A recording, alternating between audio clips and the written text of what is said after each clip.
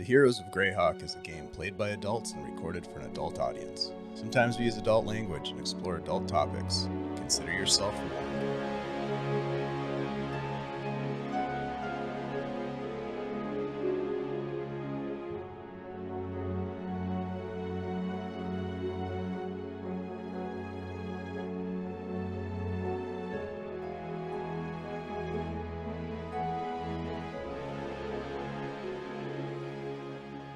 Hello everyone, welcome to the Superior Adventures Guild. My name is Dave, your humble dungeon master, and we are going to play some Heroes of Greyhawk.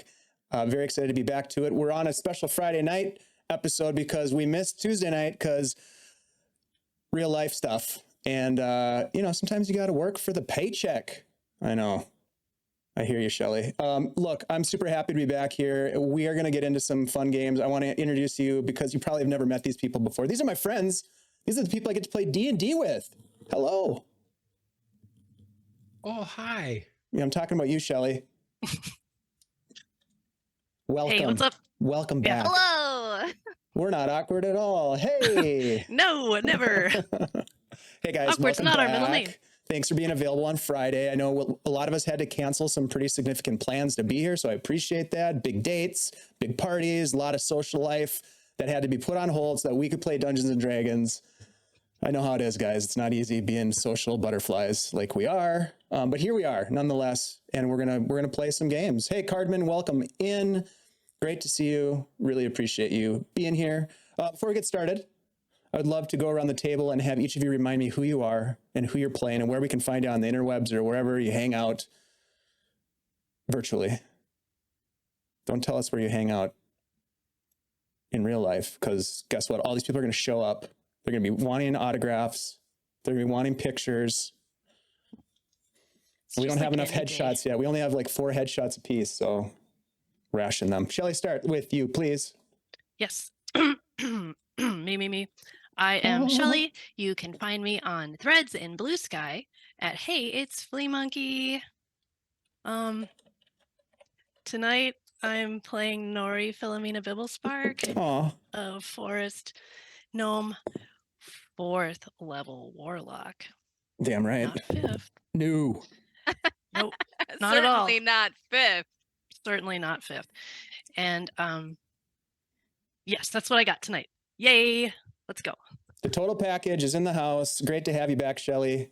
Always love seeing your smiling face and flaming orange hair. Is that new? No, it wasn't orange last time I saw you, right? Nope. Okay. See, I noticed things. Speaking of noticing things that are there, let's jump over to Andy. Hey, buddy. Oh, you've been noticed. Unmute. Hey, what's up, everybody? I am here. My name is Andy, also known as Andy G3D here on Twitch. Tonight, I will be playing Desmond Adelar, everyone's favorite cursed rogue. And, maybe tonight he'll have one less curse. Foreshadowing. We'll see. We'll see. There's going to be a lot of wisdom saves before that happens, pal. So get your dice ready. It's been on the to-do list. I hope you have your dice warmed up. Work for it. That's right. Roll. Yeah. Speaking of rolling heavy, coming in hot. Hi, Ashley. Hey, everybody. I'm Ashley. You may know me as Minnesota Muse. I'm Minnesota Muse on Blue Sky, Minnesota Muse on our Discord, and Minnesota Muse 99 on the Threads. Damn. Yeah, and you can only find me here right now, so next Tuesday. But Yeah. Yeah. Well, only you're going to come back the following Tuesday too, aren't you? We'll see. Oh, shit. All right. She's playing hard to get. I get it. I've heard a rumor that there might be more Ashley on this channel. I'm just saying, there's rumors floating around. I'm just going to leave it at that. You know what, guys? I'm super excited that you're here because I've got a huge announcement. We have a sponsor. Yeah, a sponsor. What? CZRPG continues to provide us with support, and we love them for it. Big shout out to Christian and his team at CZRPG. They are putting out a lot of awesome third-party content. We love them for their creativity. They are currently running a Kickstarter campaign, which I highly suggest that you check out. And I can tell you all about it because I indeed have some notes. Their new Kickstarter is Amazing Encounters and Locations, which features 12 brand new places for you to drop into your world, each filled with ready-to-play encounters. It's a 240-page book. What? 38 encounters, 38 maps with all kinds of variations, new creatures, new magic items. Each encounter works independently, Shelley. Imagine that. However, Ashley, you can put all the encounters together and create your very own mini campaign. It's unbelievable. And Andy, get this. It could take your character from 1st level to 12th level. It can? It sure can. With this book, you'll be able to save prep time all while impressing your players with gorgeous art and stunning maps and smiles. Go check it out. We really appreciate CZRPG. We think you like their stuff. That's why we keep them around. Actually, they just keep calling, and it makes me feel good. Thank you to CZRPG. We appreciate you guys very, very much. Now, we have some other announcements. I'm going to kind of hold off on teasing some of the new games that we're working on, but behind the scenes, we're working on some new stuff coming up for the new year. We're wound down a little bit as we get into December and as we kind of take a breath and relax a little bit and spend time with our families and whatnot. We will be playing Heroes of Greyhawk in the coming weeks, so don't worry about that. But we will be coming at you with some pretty awesome games coming up here in the turn of the new year in 2024. Can you imagine that? Unreal. We're going to have some more stuff that you've grown to love that terrifies you in your nightmares, and stuff that's just straight up wacky and zany. So come on over, check us out. If you are currently not following us, please do. And if you are following us, consider a subscription. If you've got Bezos money to throw it around, Jeff. And there we go. Thank you, Ashley. Ashley, thank you, Shelley. And I'll make it rain Andy. too. There we go. Oh Make it yeah, rain. Make it prime rain. dollars. Come on, Guys, Andy. you guys are the best. There it is. That was more of a golf clap, but it works. It works. Thank you guys for supporting us. We really do appreciate it. And I think with that said, we are going to jump into a brief recap from last week, my friends. It was one hell of a session, if I do say so myself. In that session, the party, under the threat of almost certain death, struck a deal with a determined drow elf named Faerith Duskrim after a brutal battle to recover a drow amulet that had been stolen from your employer, Flickerfern Appraisals. Lachlan traded the amulet for a small pouch of gemstones and the lives of his companions.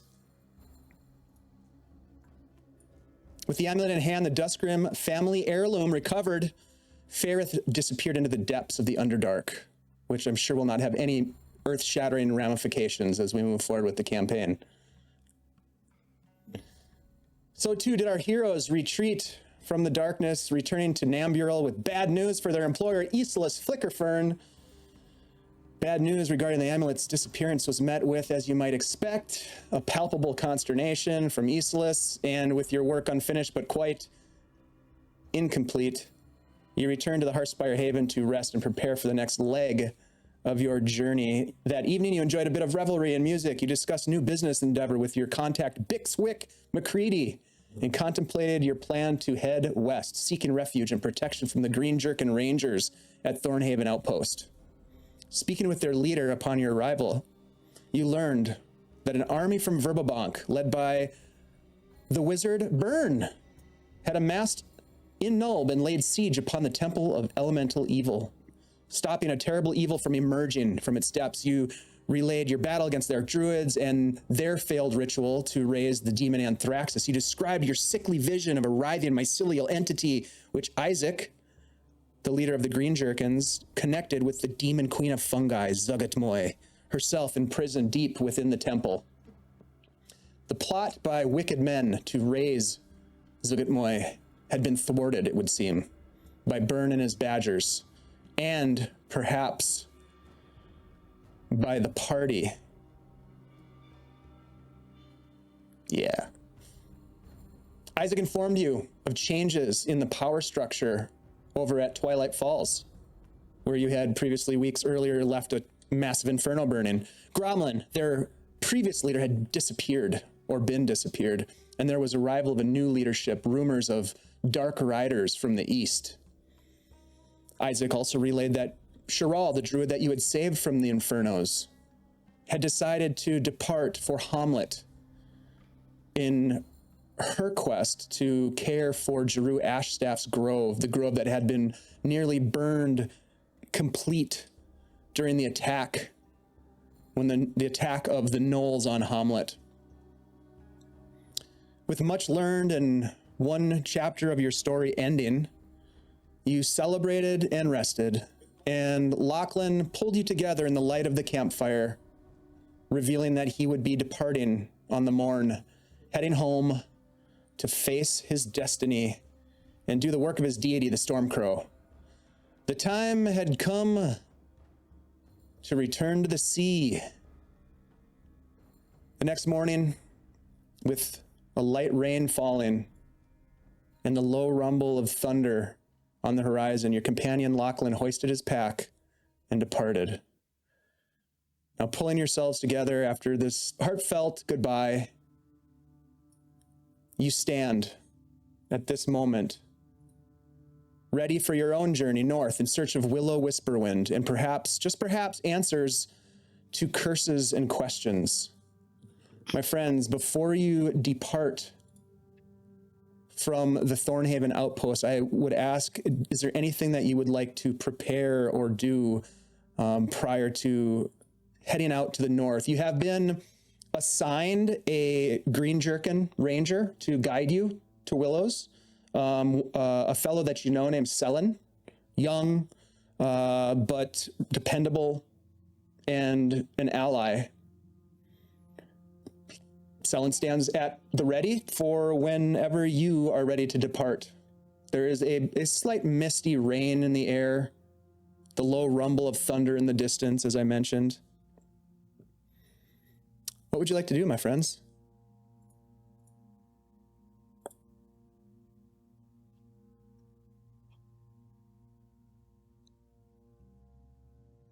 This thing on? Test. We're just so sad. Yeah, kind of like dragging her feet. Oh boy.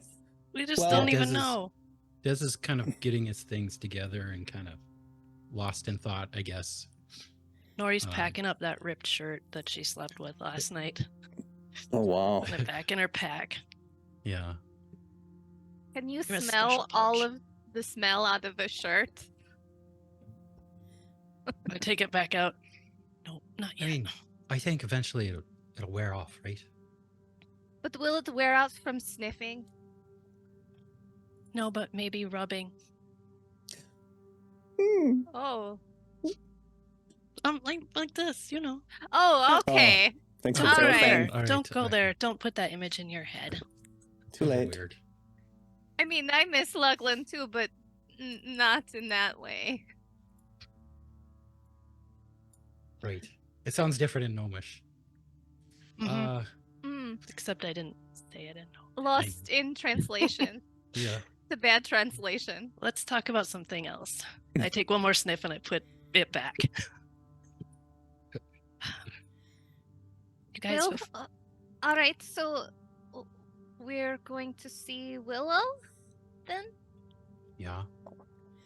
I think we're Selen, leaving soon. Selen will relay to you that it's about a day and a half journey to the north. So he recommends that you bring your tent and supplies for a short journey out and back. Did Lachlan have the tent? It just You so wouldn't have turns left out with that it. Lachlan left the tent with you. Oh, I don't have the How- tent. Do you have the tent? oh man. Do we have to I'd- take it with us? Should we just leave it? Well, you can sleep in the rain if you want. no, you guys, this is ridiculous. We have a tent. I know it was supposed to be like a decoy tent or something, but we have a real tent and it's raining out right now. It's a null beacon. We have horses that'll carry it. If let's just have it, you know, and when we get to our location tonight, if we are feeling the vibe is off, we won't use it. But at least we'll have it just in case. If you want it, you carry it. Okay, I don't have a problem with that. Can I can put it on my pony, right? Do I have a pony or a horse? Yeah, You have ponies. Are we Yeah. taking ponies there? Or- Yep. Okay. Yeah, you can strap it to your pony along with the rest of your gear. I'll come around to the front of the pony. Meredith, do you mind if I put this tent? It's not that much heavier. I'm just gonna put it here. Thanks, Meredith. You're the best. Tail I just don't know what- swatting back and forth as you speak to her. I don't know what my pony's name is. I've named mine Bitey. As it's trying to bite at Xanthi. Selin No looks at you. reason. Jasmine's like, I mean, you can call your pony whatever you want, but its name is Hank. Hank. All right. Good to know. I mean, we could Do trade. if you All of our want. horses have actual names. Yeah, She- I mine, mean, she mine is told me named Meredith. Thunder. My horse is named Thunder. It's because he toots a lot. Are you gonna be in the front?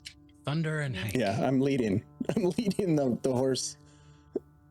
Let's hope it's a crosswind. That's why my horse is so angry. That's why your horse is bitey. Yeah. Horses don't like to smell other horses' air. That's what they tell me. He walks a little close to Thunder over here. Well, should we get going? Do you think we'll be okay, without... I mean, Lachlan was like our firepower, Like he was so strong, and now it's just the three of us. I feel very And me. exposed. Selin's just like, but I mean, all I have is a sling. Mm-hmm. I'm sure that sling will help, but our friend was really something else. Yeah, I mean, it's going to be a lot different. the lightning and yeah. Thanks, Fantasy. You guys just each got a advantage from Fantasy Animal Vegan. Thank you so much. Thank you. Thanks. We're gonna need it. One.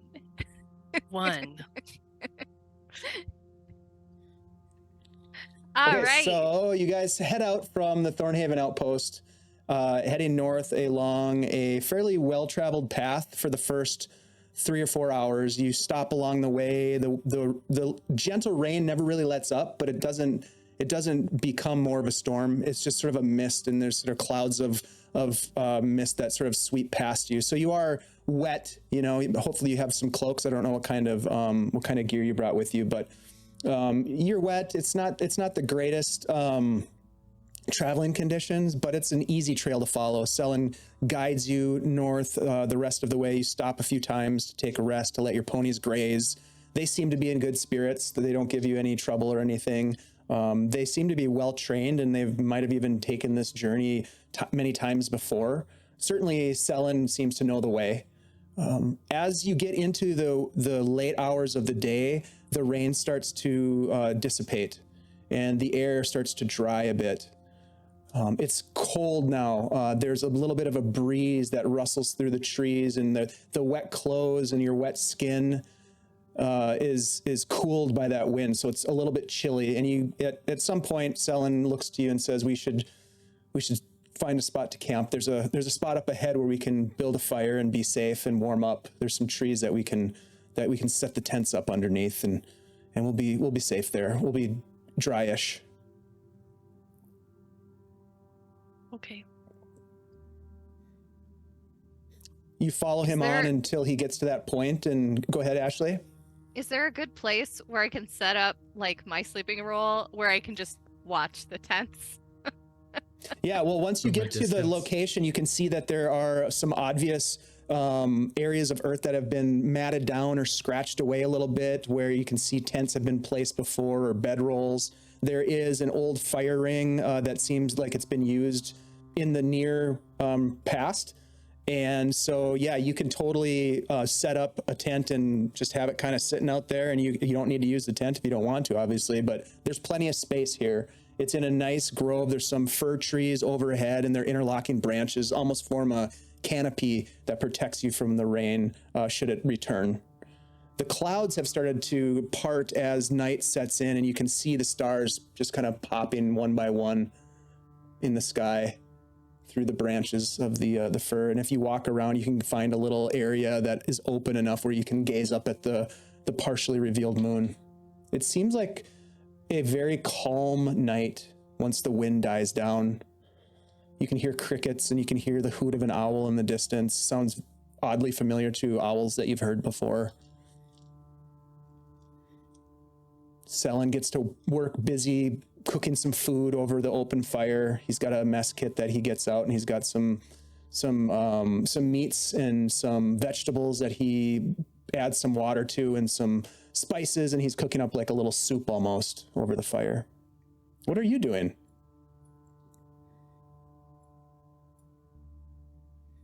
Des is just sort of hanging out by the fire, kind of helping Selen keep it going. And yeah, I'll just ask him, so have you ever seen this dragon flying around here?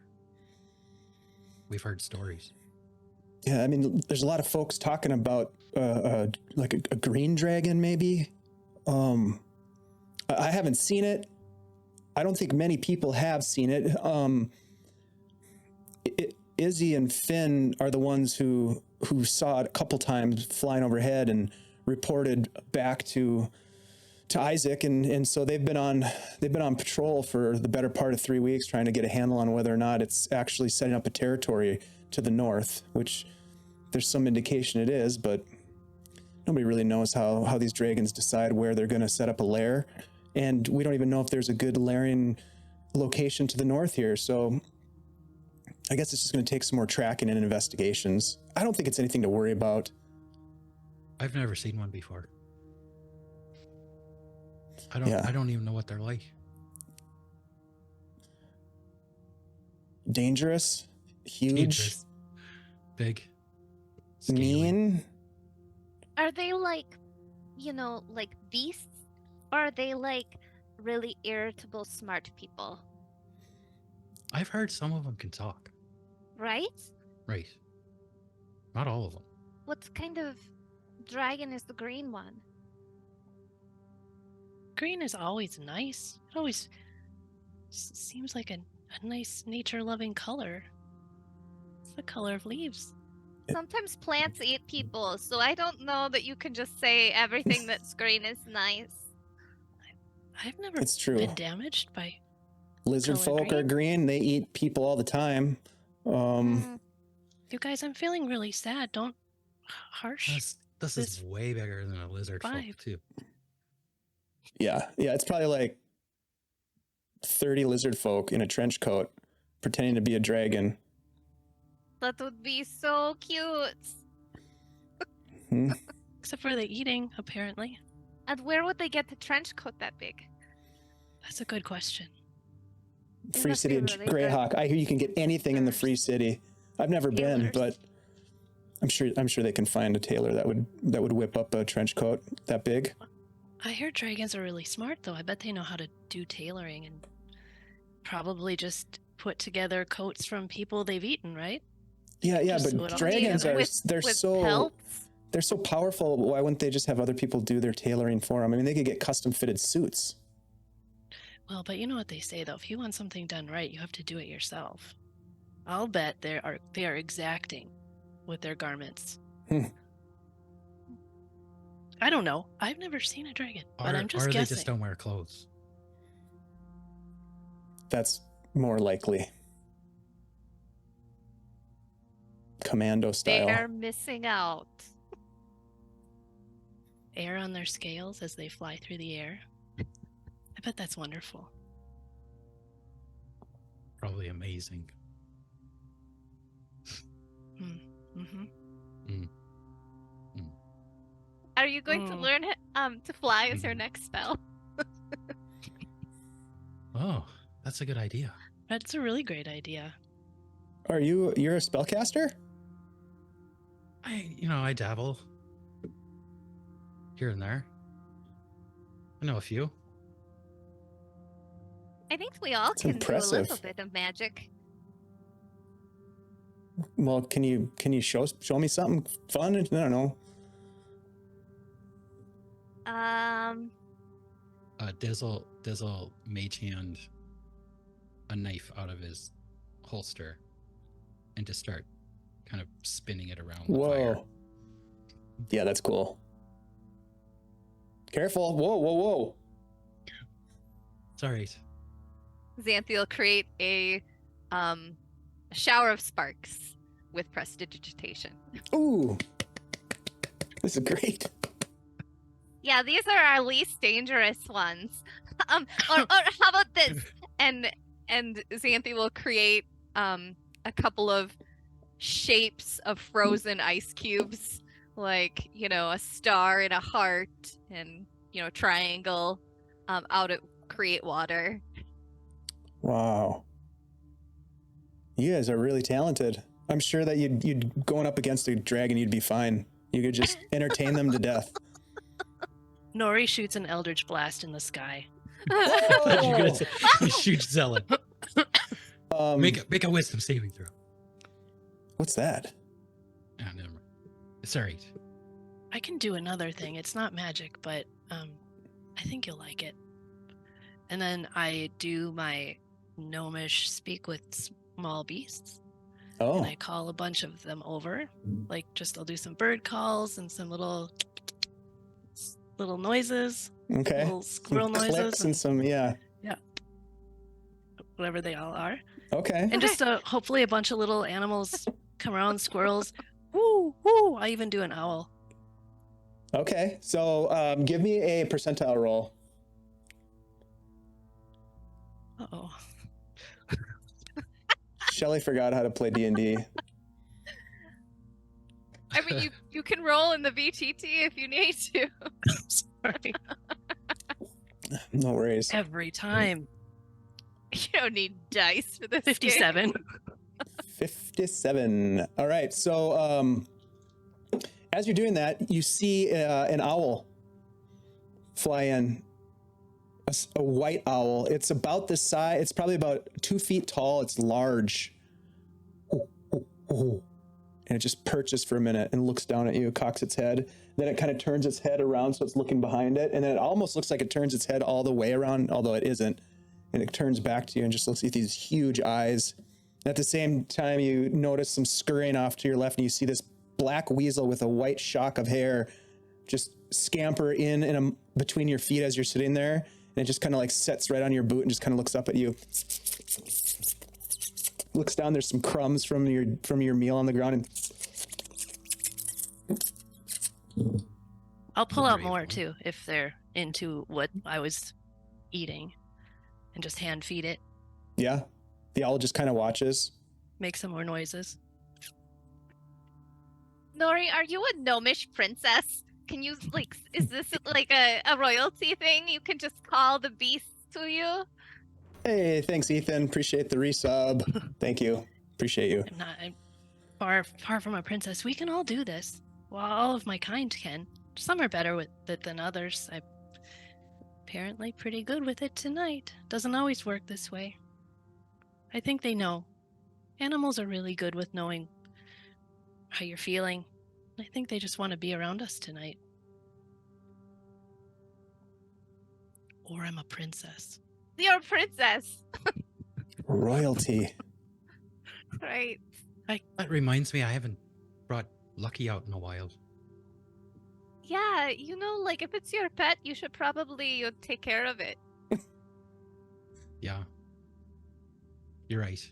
Do you even feed it? I don't think I need to. I think Lucky he just seems What's Really lucky? just finds his own food if he eats. I don't. It's That never. seems like poor pet ownership. Yeah. Well, it's not. It's not. I don't know if it's really like that. I don't know. He's never. Sounds just like, what? He's never asked for food. Well, if he got hurt, though, would he come to you, or would he just go? Mm, Like what? Die in a bush? He wouldn't do that. He would come to you, right? no, they just kind of go away for a little bit, and then you have to re-summon them. It's the same one, though. Yeah. Would he come back mad because you didn't help him? Well, I try to help them, but sometimes, things happen. I don't. Kind Andy, of sounds you're like you right. just sort of let him do his own thing. I don't know how much help you're providing. Yeah, I mean, it's not. I don't know. He doesn't ask for anything. Maybe I'll help him out next time. I'll offer him some food. Oh, speaking of which, check it out. And then you look down and you can see the weasel, Nori, at your feet, kind of like finish eating, look up at you, and then it starts to sneak off, and it starts getting closer to the edge of the little area where you've got your camp set up, the little clearing. And in a flash, the owl alights from the branch, flies down, grabs the weasel, and flies off with it in its talons. And you just hear this. Holy shit! Well, that was not what I was expecting. That was the worst thing that could have happened tonight. Who would have ever made that happen? A sadistic person. Terrible. That's terrible. Sellen's just crying. Oh my gosh, so am I. Did you see that? That's horrible. I mean, I thought it was weird that he Didn't was mean just for- sitting there. Yeah, I mean, Poor weasel. owls got to eat, I guess. A circle of life, but it happened right in front of us. He And seemed you pretty called clever. him here. Maybe he got away. That's not making me feel better. Maybe he escaped somehow. It didn't sound No. like an escape to No. me. That high-pitched squeal of death? Mm-mm. I haven't heard many weasels, Oh, but what's for dinner? Not weasel. I don't think I'm hungry anymore. I'll just have some coffee. Sellen looks Ooh, over at you, coffee. Desmond, and he's like, he kind of elbows you like, actually, some of the meat in this stew was weasel. Don't say anything.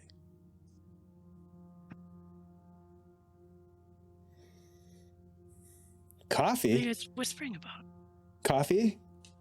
talking Yeah, about the well, stew, it's I made coming some along coffee. nicely. When She did you takes make out the carafe coffee? of- Oh, You've literally been sitting right here. I'm so sneaky. And she'll pour him a cup of the carafe of endless coffee. It's piping Just hot. made. Oh yeah. Oh. It's good, right? I'm not going to sleep at all tonight. You can have first watch if you want. Oh, all right. I'd say take some coffee ice cubes, Xanthi, if you All right. feel like it. Just right in my hand. I'll do some magic and I'll make them shaped like little weasels. Oh, Rub it in. No, this is cute. This is very cute. Thank you. This is very thoughtful. I'll turn around and cry a little bit. Turn back. Would you rather have owls? I mean, no, this is great. I'm not complaining. I'm not complaining. There's other animals, but I'm not complaining. Thank you. I mean, my first thought was sheep, but then, like I keep thinking about the weasel, so.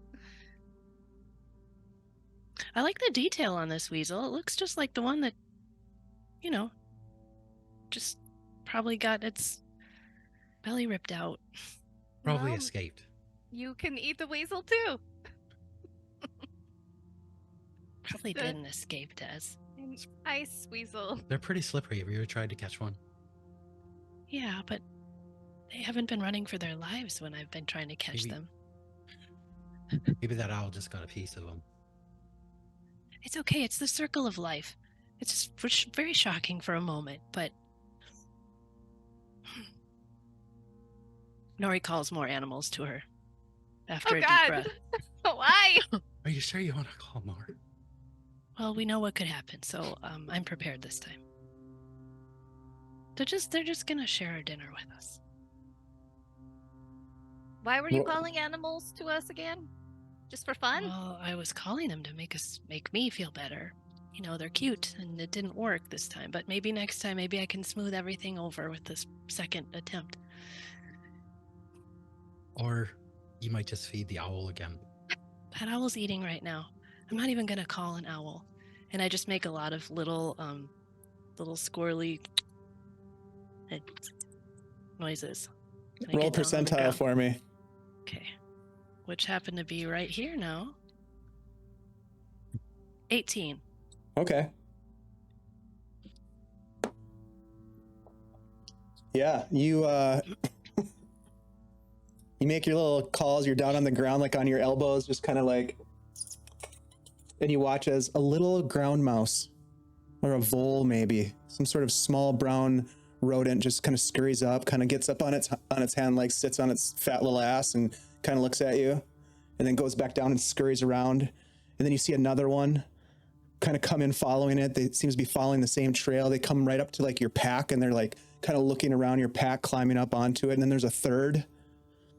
And then Desmond, you look over and you see one run right over your boot, kind of startles you a little bit. And it like runs over to Nori's pack, and they're kind of like climbing onto it. There's 3 of them. Then there's a 4th. And then there's a 5th that pops up off the tree that Xanthi is leaning against and kind of like walks up her arm a little bit, and then jumps off her shoulder onto the ground and runs over to Nori's pack. And then there's a 5th and Are a we 6th going to be okay? and a 7th. And you watch as this family or multiple families of mice just scour, and there's 16 of them that you could at best count. And they're just kind of like going in and out of your packs looking for food. And Sellen's like, "Ooh, I don't think this is so good." He's like, get off my pack. What did you Nori tell will. him? I said, Des will come start and hang out. waving a torch around at him. Oh, no, I got this. I got this. And so I'll get down and I'll make the noises again, and I'll kind of lead them away from everybody. And Give I'll me a just hang out performance with check. them. The Pied Piper of the gnarly forest here. 18. That's pretty good.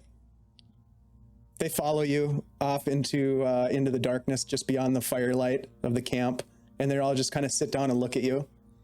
See that All right. that gray one had a real attitude. Yeah. I mean, I hope they aren't going to eat all our food in the night now. Yeah, or sometimes mice, if they're sick, they can transmit disease. I don't know. Think Which they is all have too the plague? bad. Is out in the dark, I'm laying on the ground, letting them crawl all over me, and I'm talking to them and letting them climb around my face right now. You She's can't see definitely it. going to get Hygienic. hantavirus. Yep, she's getting hanta for sure. We're gonna have to let Nori wear the amulet for a little while. Oh, the disease one? Yeah. Probably That's- should have put it on first. Oh, yeah, out of character. That's probably a good idea. What's up, Downrider? Welcome. Well, we should probably stand watch tonight, right? Oh, yeah. Yeah. Yep. I'll take the first watch. We'll depart as early as we can, but we don't have to get up super early unless we really want to. It's not much more than 6 hour tomorrow, probably, as best I can guess.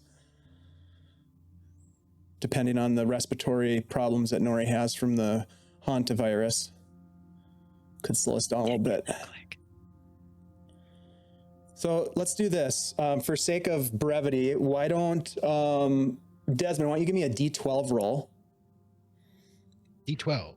Yep. And Nori, give me a D4 roll. D4.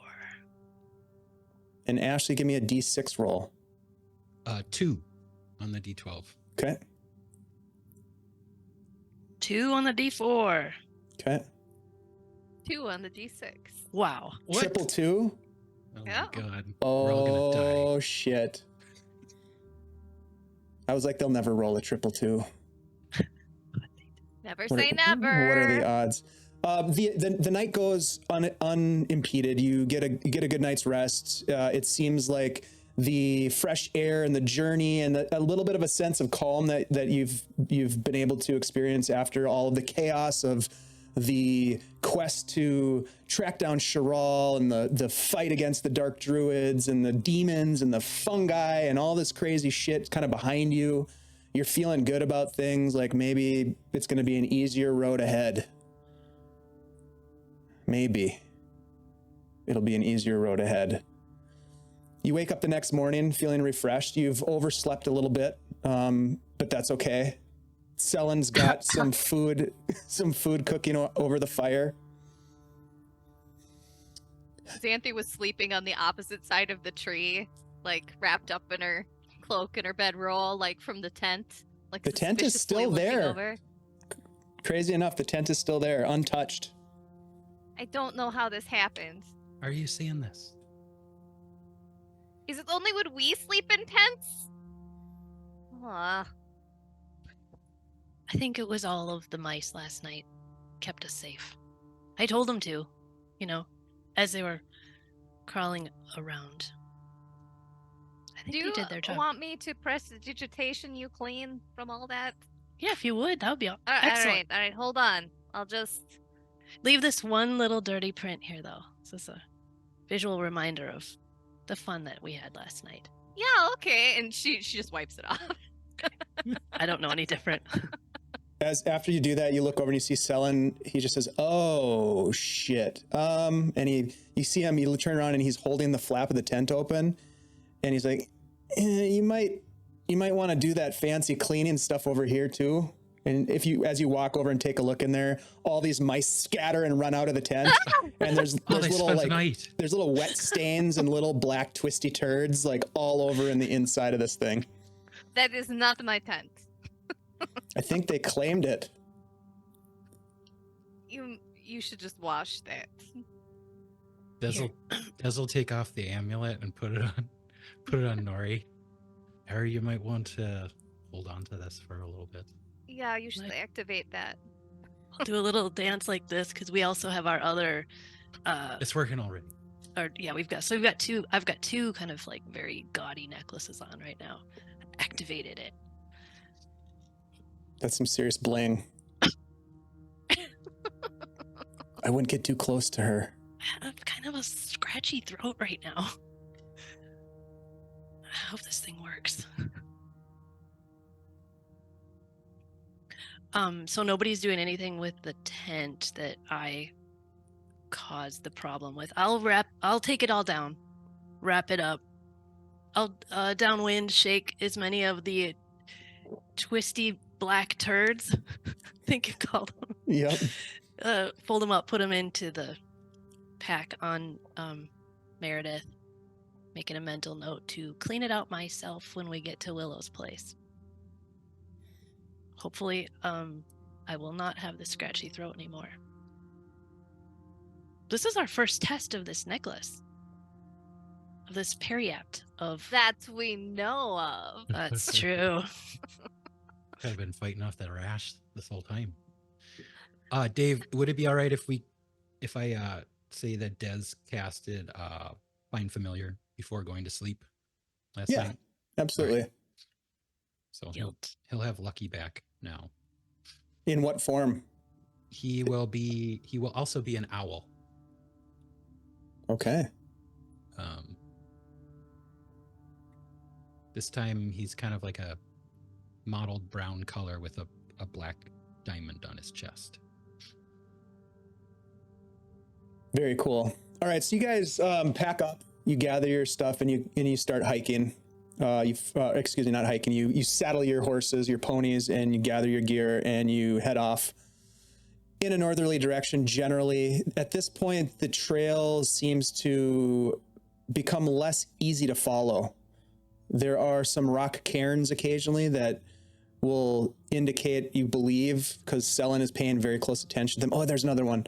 Oh, I see one up there, things like that. So he's watching for the cairns now as the forest grows dense, thicker. The sun now, because it's a beautiful sunny day. It's autumn. There in the morning when you woke up, there was a little bit of a frost on the ground, and you could hear sort of the crunch of the leaves underfoot. But a lot of the trees in this area are evergreen trees, and they start to kind of block out the sky and the sun. So there's these long shadows, these very harsh shadows at your feet as you're following this trail, ducking down at certain points to go under. Sometimes you have to hop off the ponies and guide the ponies by their reins to make your way through some of the brush. And it seems like you see Selen getting a little bit sort of frustrated at times, and then he backtracks a little bit and he's like, sorry, we're off the trail. And, you know, eventually he gets you back on the trail. And it's a longer day than you expected. You stop at a stream about midday and water the ponies and, you know, kind of rest yourselves. You continue on, and the day starts to grow long. The journey unexpectedly challenging in terms of the trail wayfinding. The sun begins to set, but you continue on. The narrow path that you're following comes to an end. It terminates at an archway of woven branches and vines. Stopping there and getting off your ponies, standing next to Selen, he's like, we're here. You can look beyond this woven archway and you can see that there's no trail to speak of. Is this like her grove? Yeah, it changes a lot though, so I'm not exactly sure which side of the grove we're on. It's a little disorienting, but we're definitely here. We should walk the ponies the rest of the way. You can see beyond the archway, there's a thick grove of trees that towers higher than the trees that you've been traversing through. There's the brilliant colors of autumn on some of the deciduous leaves that are still attached to the trees themselves. They're oranges, reds, yellows, glowing, almost like they are embedded with tiny little stars that burn, and the leaves overhead, they glimmer as they flutter in the breeze. It's a different feeling. It feels like a different space than the forest that you've been walking through. At your feet, there's a carpet of russet leaves that cover the ground, and as with each step of the horses and yourselves, you feel this crunching sound underfoot. You can see small birds that flit about the forest and overhead, curious, though they don't seem to really be too alarmed at your arrival. They chirp and they whistle, and they almost as if they're greeting you, nor you definitely get the sense that they're saying hello. Dusk begins to turn to evening, and darkness of night begins to fall upon the forest like a soft blanket.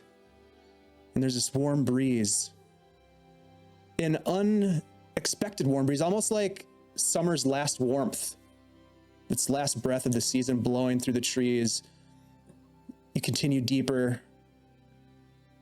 kind of guessing the direction at this point. You see some subtle movement that draws your attention. And you, instead of feeling this sort of sense of combat ready anxiousness that you've often felt in your journeys, you feel a sense of calm. But sure enough, as you look at a branch just above your head, you see this large snowy white owl perched, proud and majestic and seemingly well fed. Without concern for its safety, it observes you pass. And as you do, one by one, guiding your ponies past, it alights and flies, disappearing from view. And you continue deeper into the grove now. And you can hear, faint at first, the melody of music. Unmistakable in its ambient serendipity. It's accompanied by a bit of laughter almost. Yeah, it's laughter. It's not like a raucous laughter of a tavern, but kind of like a hearty giggle fest.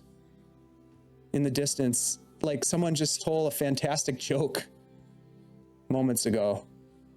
You continue following the laughter, and you arrive at the edge of a small circular clearing, and you can see now it glows as these floating orbs of light dance about the clearing, casting an enchanted glow.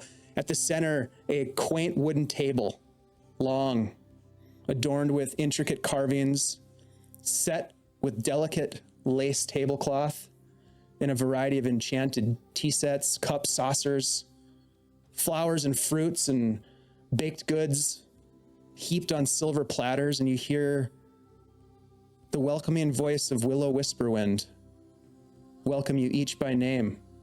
Oh, Nori, Xanthe, Desmond. What a pleasure. Welcome to my home. Come, have a seat. Have a seat. Thank Wow, you. this is quite a spread. It's very nice. Yes. Nori runs up and hugs her. Willow! Oh my, oh my. Thank you. That is quite sweet. You potions now we made. notice, before you say that, you notice a few things. You notice that there are other individuals here sitting at the table as you emerge and join the table. You see this tall, graceful, elven man, ethereal, almost green eyes and blue hair that cascades down his back. He's got some delicate, almost vine-like tattoos that adorn his face, the sides of his face and his ears. He wears robes of enchanted vines, and he's got this pendant of a shimmering leaf hanging around his neck. You see, out of the corner of your eye, this flutter of movement, these little delicate, translucent wings shimmering as they flutter, no taller than a hand. You see this tiny little pixie fly about, golden hair, a dress made of petals and leaves. It lands on the table and just kind of cocks its head and said, "Who are these people?" And you can see that it carries this little acorn cup and it takes a sip out of it like it's got a cocktail. The whole time it flies around you, you can see this shimmering dust that just kind of like settles as it flies past you. And the third individual that you see probably, you see a majestic creature that is, best I can describe, elven from the waist up and equine or horse-like from the waist down. Regal, standing at the side of the table, chestnut-colored hair, this elven and natural tones in the garments that they wear, and she appears to carry herself with a sense of grace as she bows her head, saying nothing, but just looking at you with big chestnut-colored eyes. Come, sit. These are my friends. This is Oleander, and you see the pixie, who does seem a bit tipsy. Hello, welcome. Takes a sip from the acorn, sets it down on the table. It kind of sloshes and spills. Oh my! And the centaur just kind of bows their head. Hello. Hello, everybody. I'm Xanthe. Oh, welcome. Sit, please. Join us. We're just having tea and snacks, as we do quite often, don't we, Garrick? Oleander. Sorry. These are my friends. These are the three that I met with the Rangers. And Nasari is like, the Rangers. Of course. Well. It looks as though you've brought one with you. Who's this? I'm Selin. Hi. Come in, sit, Selin. You're invited too. Make yourselves comfortable. Have some food, some drinks. Oleander's brought a bit of her special concoction, but we do have tea. Hibiscus and lavender tea, if you'd like. Make yourselves comfortable. Lovely. You look weary and tired from your journey. Please, relax and join us for some conversation and rest. Welcome to my grove. Thank you. Very nice. This is wonderful. Do you want any coffee? We have lots of coffee.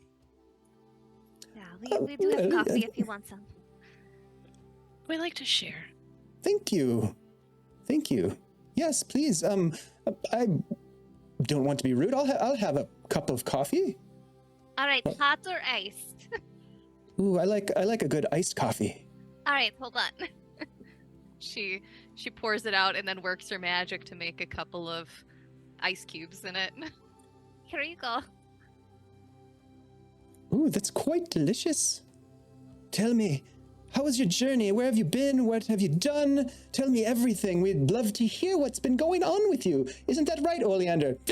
That's right. We would love to hear all about it. So we stopped an apocalypse, and it was It was very successful, actually. Largely thanks to the potions that Nori and Willow made together. Oh, yes, So that's thank right. you. Yes, they came in handy then. You did such a good job, Nori, for your first time. Well, thank you. I mean, you were the best teacher. Well- Obviously, I couldn't have done it without you, of course. You're so I sweet. I wouldn't say no to more, not right now, obviously, but more training later. I know you have other things that are more important, but before we go, Oh, well, I'm never too busy to help teach a young one about the ways of the woods. I would appreciate it. You're so much. I've got some booze. That's really I would good. appreciate that too. She flies over to you. The pixie alights from the table, like, bzzz, like totally everywhere. weaving back and forth, dust falling, kind of bumps into you. And it almost like you inhale some of the dust and you start to feel yourself sort of like float up a little bit off your chair. I inhale more deeply then. Roll a wisdom save. Okay.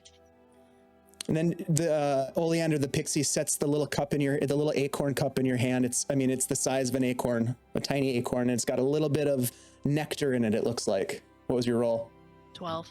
Okay, yeah, you inhale it and you feel very, very good. You feel sort of effervescent, and you can just kind of feel like your hair is like floating, and you feel light in your body. I look down. Am I actually off the ground? You're levitating slightly off of the chair. Oh, wow. Can I move around? Yeah, you can try.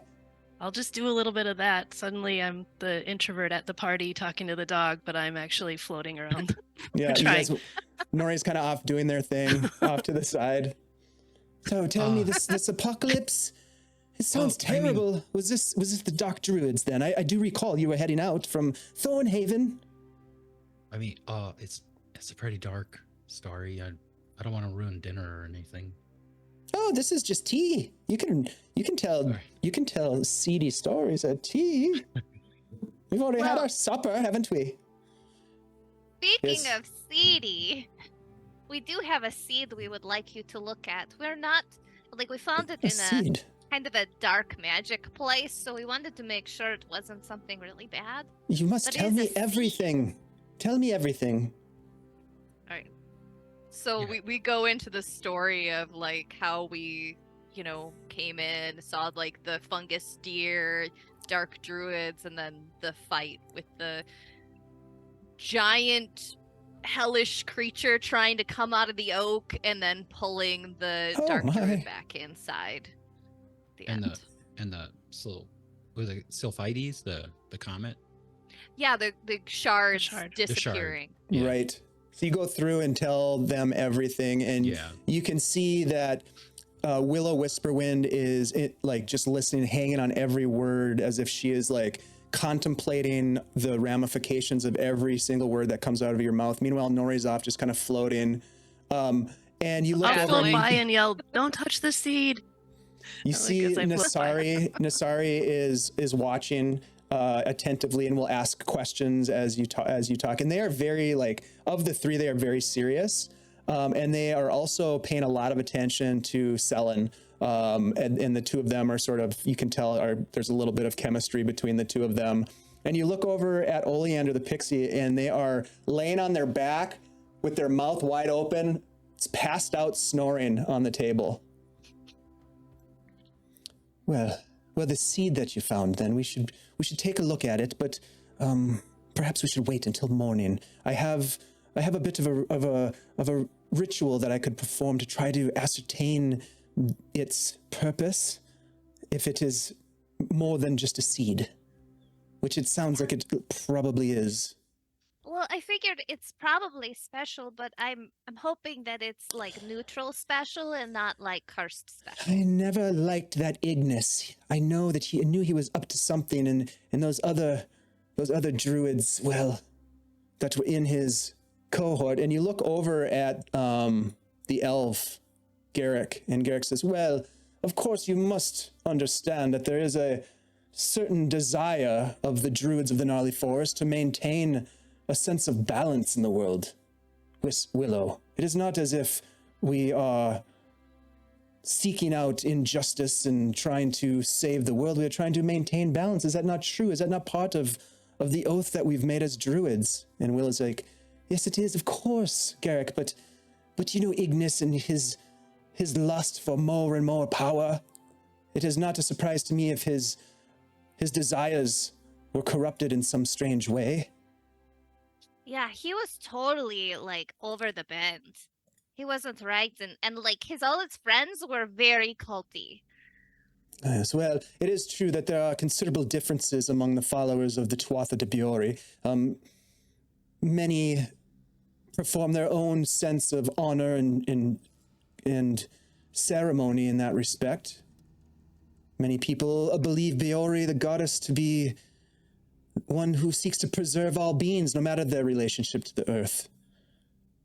This is, in many opposing opinions, a limited view, emphasizing the belief that nature will provide for all creatures, while others, like Ignis and his conclave, regard nature perhaps as merciless and cruel. They take that delicate balance between predator and prey, for example. The predator will take the prey, will kill the ones who are the weakest in the herd. Is this not true? Helping to purge the herd from disease and the like. We know this to be true. The intricate balance. Yes, heartless and calculating perhaps to some who don't understand. Bloody and tragic, of course it is. But consider disease and blight in a population that could wipe out vast swaths of the creatures, Biori's beautiful creation. I'm not quite sure that that's what it is, because he's, every time we seem to be getting around this fungus thing, like this terrible fungus that like is sort of sentient and very murdery. Like we also come across some other dark magic like this, fiery elemental thing.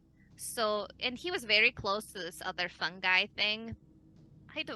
And like maybe they're corrupted by it. He's less of a predator and prey and more like a, like a disease. I don't think that Anthraxus fellow was going to bring much balance to anyone. I'll float by and say, one of the stones talked about decay and balance and cleansing. Oh, okay, I gotta... So Xanthi digs through her pack and pulls out the rubbing of the stones and like spreads it out on the table.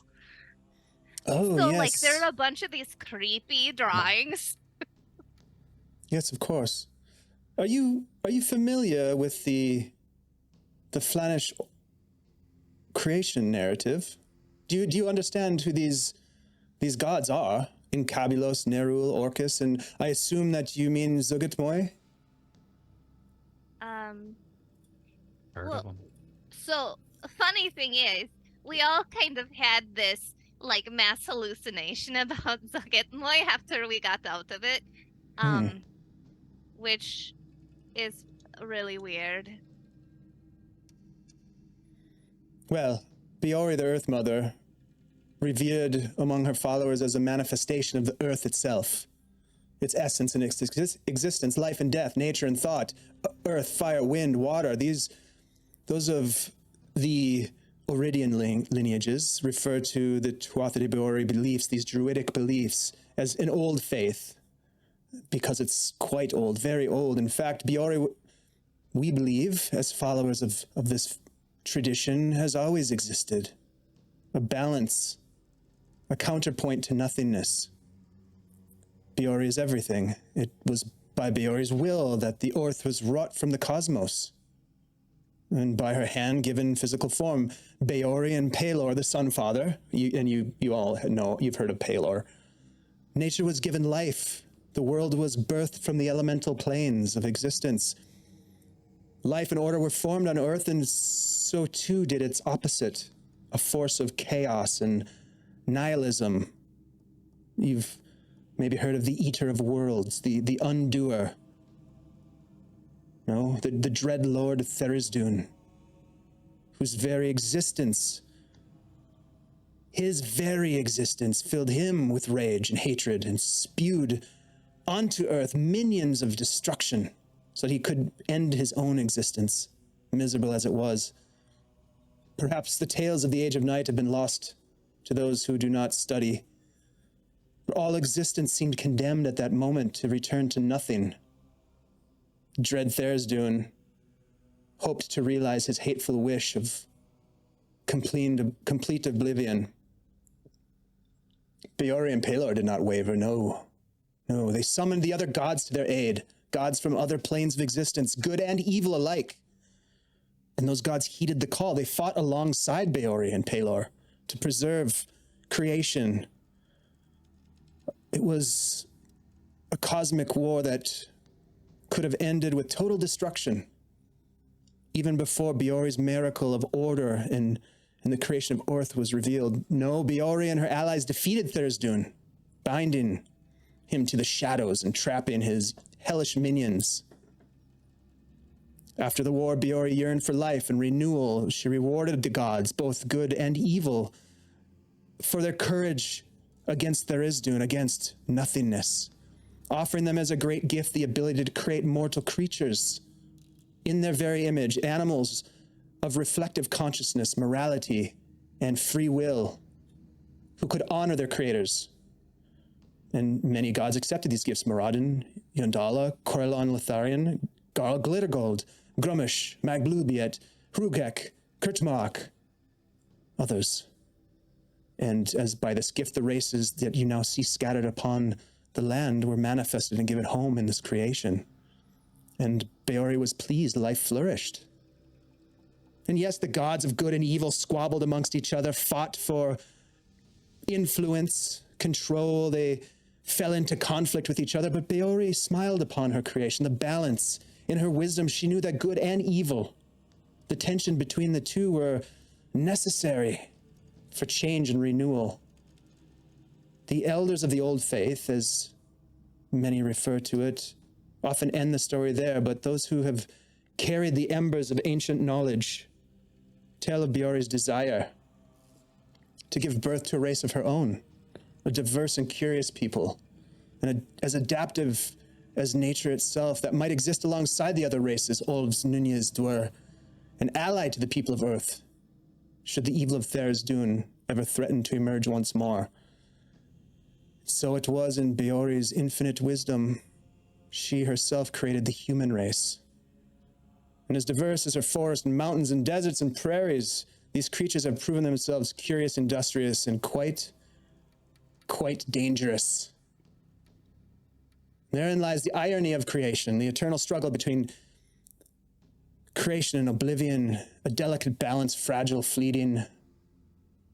I believe that Ignis and the Dark Druids, yes, were on the wrong path, but it cannot be argued that they did not believe that what they were doing was just to somehow return balance. Look around you, look at the growth of the cities, the warring of man on the landscape. These are things that threaten to unravel the order of this land, of the earth. And as druids, we are sworn to uphold balance in nature. It could be that the tactics, perhaps, that have been used are ill-conceived. And I certainly do not condone the summoning of fiends upon the land, but at some level, I guess I can relate and understand where these dark druids may be coming from. But of course, they could just be drunk with power. Humans as they are. Well, I believe I've had a bit too much to drink here tonight. I should take my leave. It was a pleasure to meet you all. Good night to you. Be safe. And thank you for what you've done, your part in restoring some semblance of balance to this land. There is much work to do, I have no doubt, but perhaps we're on the right path with the likes of you. Certainly with the likes of those two. And you look over and Selen and Asari are like have their arms kind of like wrapped around each other, and they're just sort of looking into each other's eyes.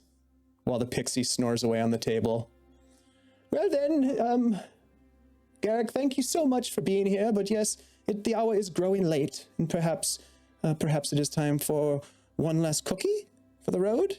And she holds up a plate of cookies, and he, yes, maybe one more. And he grabs one and cracks and bows, and he just kind of like floats away into the darkness.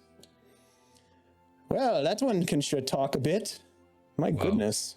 He's had a bit too much to drink, but it is not untrue, the story that he told of the creation narrative of the peoples of Earth, and the importance of balance certainly is not lost on the three of you, I can tell. So that was Garrick telling us a story about the Earth and the gods. Yeah. Okay. Just hold on a minute, and she's gonna just like dash off after him for a minute. So before he like leaves the actual grove. Mm-hmm. Yes, of course, Xanthi, yes. I just, I wanted to ask because it seems like you know a lot about peoples and things, and like who created, like humans. Have you ever heard of changelings? Changelings? I can't say that I've heard that phrase. Do you know from where they live on the Earth, or where they are from? Are there different names for these people? You see, many times the names that we give to groups of people have been given to them by those that have either conquered them or taken them as, well, servants or slaves. The whole history of this planet is one of destruction, and I don't know that name. I'm so sorry. It's a creature that can borrow the image of other people. But it's not like a monster or Shapeshifter anything. of some sort. Yeah, like I have heard of. a nice one though. I could go on all night with stories of the astral paths of planets and stars. There are other worlds beyond our very own. There are, if you look up, see those stars in the sky. Upon those stars are beings like us, but different than us. They have their own cultures, their own languages, their own gods. Do you think that maybe these shapeshifters are aliens? Well, I wouldn't call them aliens, but I have heard people talk of star children. Our children. And what do you know about them? Well, admittedly, I focus my studies here in service of Biori, but there are other gods who are adjacent with the Tuatha. Celestian, perhaps, would be, if you could perhaps speak with the travelers of the stars and their beliefs, they could tell you more. They often study the paths of the stars and the planets, and perhaps could give you more information. But I have no doubt that there are overlapping spheres of celestial planes with the material, just as there are with the worlds beyond, the Shadowfell, the Feywild. There are other realities that coexist, and, well, the celestial is not unlike those. It is visible to us. Super deep. I've had a lot to drink. We've been tailgating and having happy hour for many hours. Of course, I mean, this is just a lighthearted conversation. If I wanted to talk to a traveler of the stars, where would I find one? I would seek out their temples, are oftentimes in larger cities, where they have the resources to build devices that allow them to see great distances into the skies and to study and track with some of the most brilliant minds on Earth who have dedicated themselves to mathematics and calculations. Me, myself, I like to eat mushrooms and sit in the woods. That does sound more fun. Yes. But it is Well- nice to think about, and it is amazing to dream, and you have many questions, I can tell. I hope that they are answered for you at some point. Well, thank you for, pointing me in a direction. That Up. way. Yes. Well then, have a wonderful night, Xanthi. You too. And he just kind of floats away. Well, maybe he won't even remember that conversation because he's been drinking. That's probably a good thing. She returns to the party. You can see Willow now kind of has scooped up the pixie oleander. There are some areas where you could set up your camp if you'd like. That would be great. There's a spring that way that you can get fresh water from. There will be food in the morning. There'll be food all night long. The animals will give you the serenity that you desire. You're safe here. And I'm Thank very you. happy that you've come. Oh, you're such a great hostess. This was so fun. We're pretty happy to be here. Is I this think I've nice drank place. too much of that fairy's potion. It's quite potent.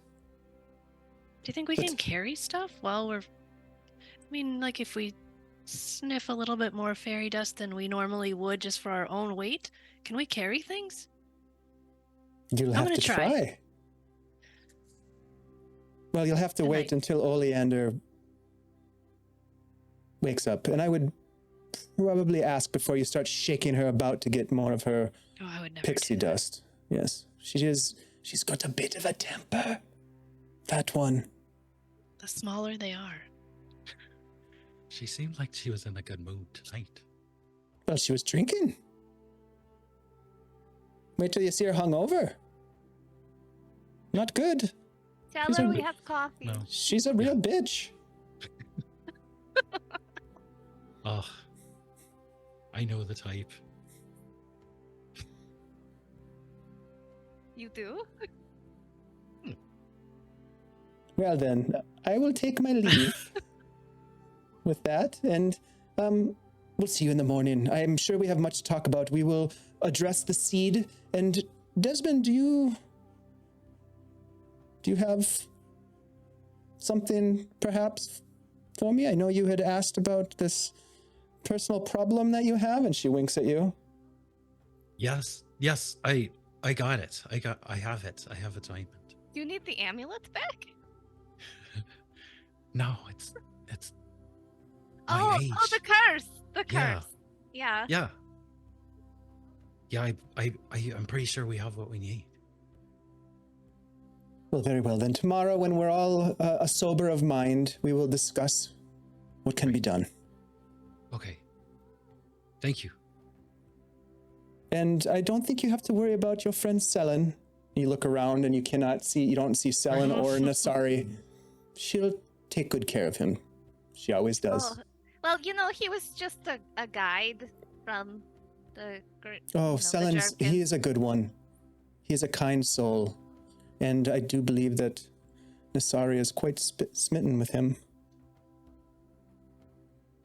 Perhaps they'll have little centaurs one day. And I don't know how that works, but I'm sure it's a thing. Isn't it like a quarter horse? It must be. Don't overthink it, Nori. No, don't overthink that was it. a mistake Yeah. of mine. Yep. I regret it already. Yep. Very well. Everyone off to sleep. Chop, chop. We'll see you in the morning.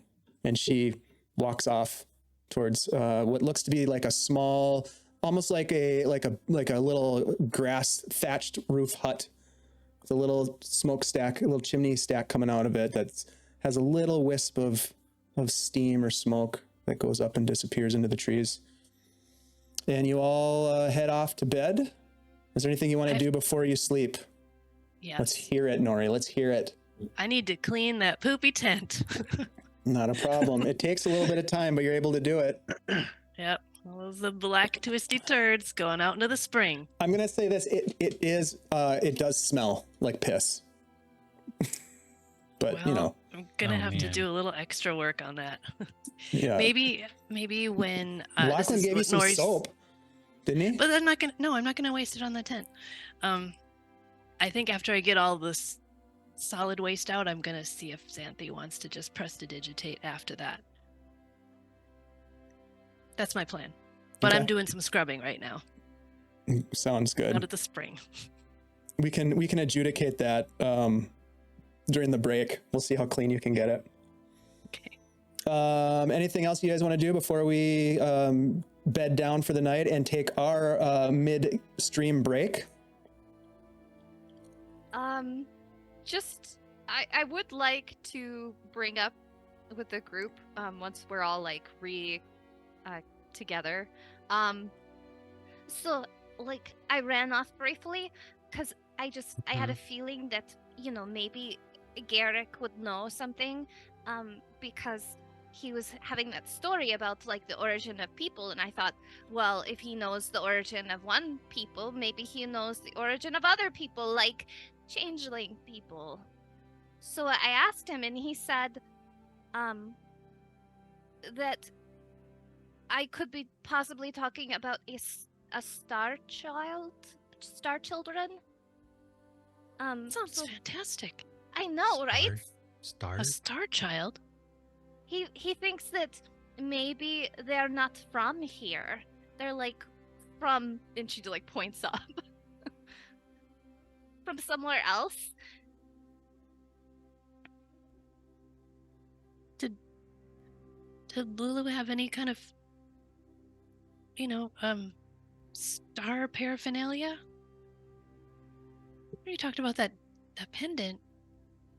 Was the pendant a star? It's an 8-pointed star, right? It was. Do you think that's significant? I don't know. I mean, it could be. You could be from the stars? I don't know. He said that I should talk to like a traveler of the stars. Like there's a temple in the city, and they know something about Celestians. What city? I haven't heard of that He before. said any big city. Oh. Oh. Well, We haven't really been to big cities here. I mean, I grew up in one, but I really didn't walk around in the city much. I mostly stayed home. Everybody roll a give me a religion check and let me know if you are proficient in religion.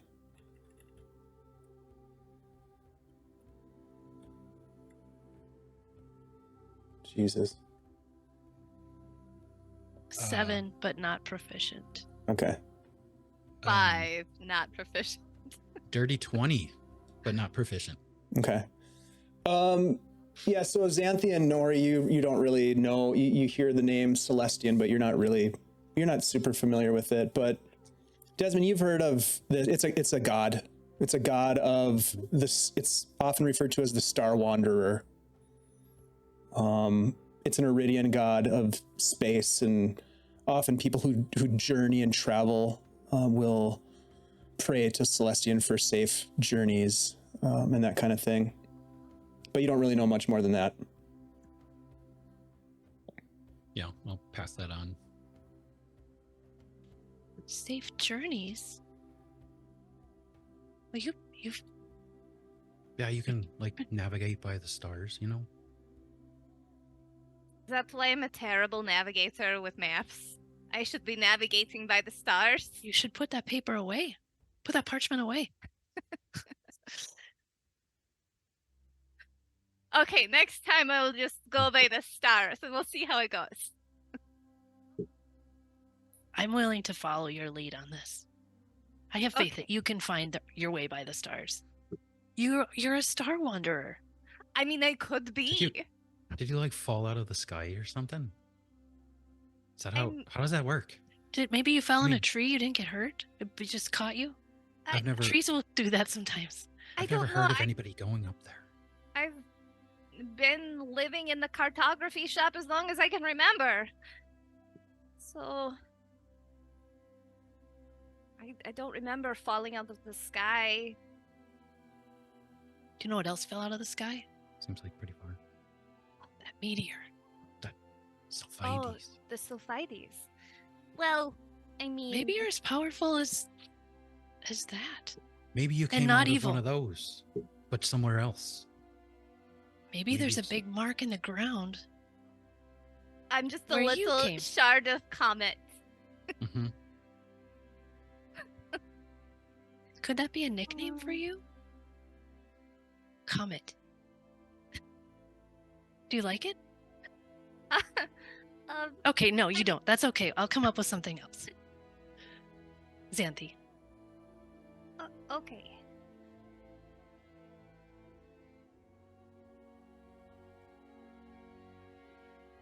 That's All right, I well, wanted to do. I told you those tents were nothing but trouble. Enjoy. I'm gonna go lay down. Well, so, Xanthi, would you just, I mean, I scrubbed this tent as good as I could. I mean, Oh, man. so you could take a, don't take a sniff yet. Yeah, good. Okay, now I'll take a whiff. It smells great to me. I'm sleeping in this. Come on, you guys. I don't know how clean I can get it with prestidigitation. Still looks kind of stained. It's just the turds of my friends. It's fine. I'll be over here with Des. I'll be in there with the necklace still on. In the turd Good night, you tent. guys. Night, Nori. Good night. Come in here if you want. It smells fine. Scream real loud if there's noise. It doesn't smell fine. It's gonna take a few more cleanings, I'm thinking. I mean, even magic doesn't get this out. I just hear you coughing in your tent. Simple. Yep. Jesus. All right, so I just swallowed wrong. the three of you, with a sense of absolute serenity and maybe a little bit of a scratchy throat for Nori, eventually find your rest. And we are going to take our rest here as we come to our mid-session break. We will come back after we take a quick bio break, get some drinks, refill, etc. And we will find out what happens in the next half of this amazing game. Thank you guys. You guys are fantastic role players, super fun. I'm glad we made it to the tea party and we didn't get lost along the way because I wanted to role play a drunk pixie. So there you go. That was the whole purpose of that. Yay! Heyo. All right, you guys. Thank you, everybody in the chat, for hanging out with us. We really appreciate you all. Thanks for the resubs and the follows and all the good stuff. Thanks for getting goofy with us. That's really the most important for us. We just love having you guys around. So thank you so much. We will be back in just a couple of short minutes, and we'll get back to it. So thank you. We'll see you shortly. Bye.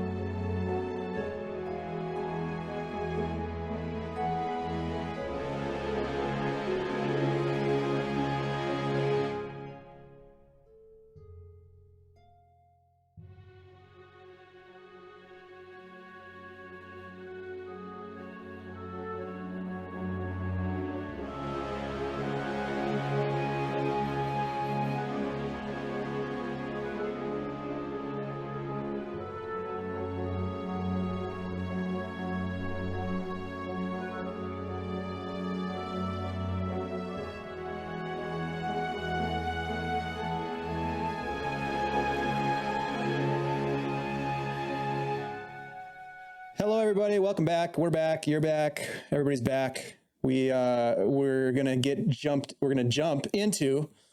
We're not gonna get jumped, but we're gonna jump ourselves into the second half of this game.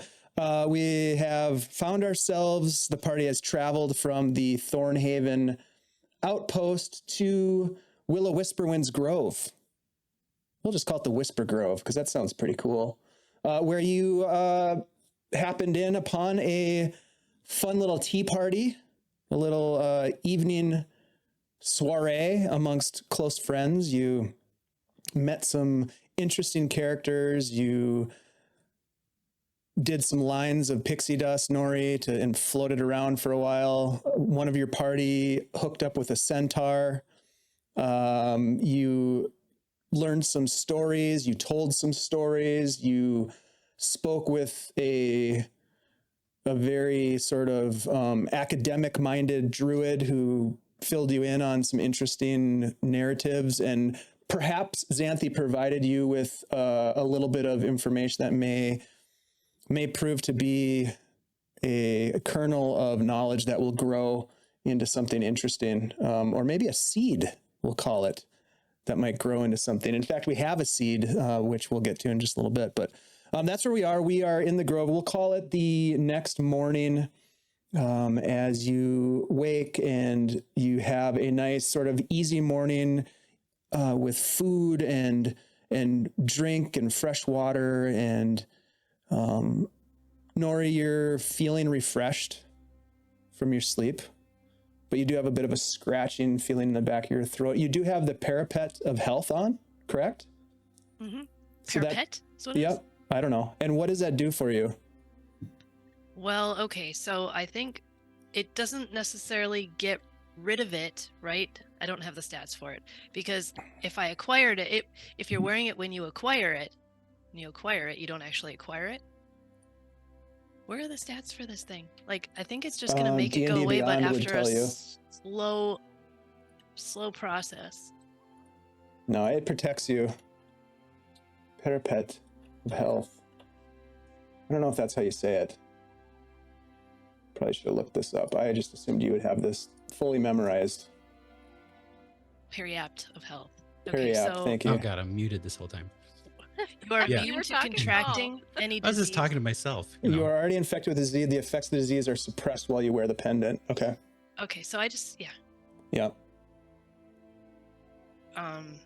You're feeling okay. Like, you know, you slept well. Permanent, right? well, I mean, Hantavirus? if it's hantavirus, I need to get it fixed, but I'm not gonna die from it while I'm wearing the pendant. Just keep the pendant on for a while. Just keep it Yeah. on. My constitution will work. Seek it out medical of the system. attention. Yeah. It'll eventually get better. Periapt. But if we're gonna do crazy stuff, ahead of time we put on the periapt, and then we don't get stuff from doing the crazy stuff. That prevents it. Does it now? So if you take it off, are you going to die? Well, no, Nope. no. No, No. not right away. Not right away. Well, we're all not dying right away. Well, We we'll are find all out. slowly We're dying. about to find out. We're gonna need a lot more diamond dust. It's fine, I'm Periapt. just- Periapt. Periapt. Periapt. Periapt. Thanks, Scottish Jeff. It's not Appreciate that. contagious. Okay. So, my friends, you settle in, you have some breakfast, you're feeling good. Willow is very eager to make sure that you're comfortable, that you have what you need. And then as the morning sort of transitions into mid-morning, she looks over and says, well, we have a bit to do this morning. Do you intend to stay another night, or will you head back to Thornhaven? We could stay if that's all right. I don't know why you wouldn't. Stay one more night. We have a long day ahead of us. Night. And Yeah, I of course we'll stay. I fear that what lies ahead of us may be exhausting for more than just myself, Desmond. I'm looking at you. Oh, Tell me, yeah. did you bring the diamond dust? Yeah. I had the blacksmith crush it up for me. Very well. If you would gather what you need for the day, we will be taking a bit of a journey to another location outside of the grove. Oh, okay. Is it real far? Oh, about an hour's walk. It's not dangerous or anything. I just have a different location where I feel like it would be more appropriate. This type of ceremony that we're about to embark on is dealing with dark forces, and I would hate to invite that type of energy into my grove. I'm sure you can understand this. Oh, yeah. I mean, you have a really nice vibe here. It's pretty cool. It's It very is. cool. Floating is great here too.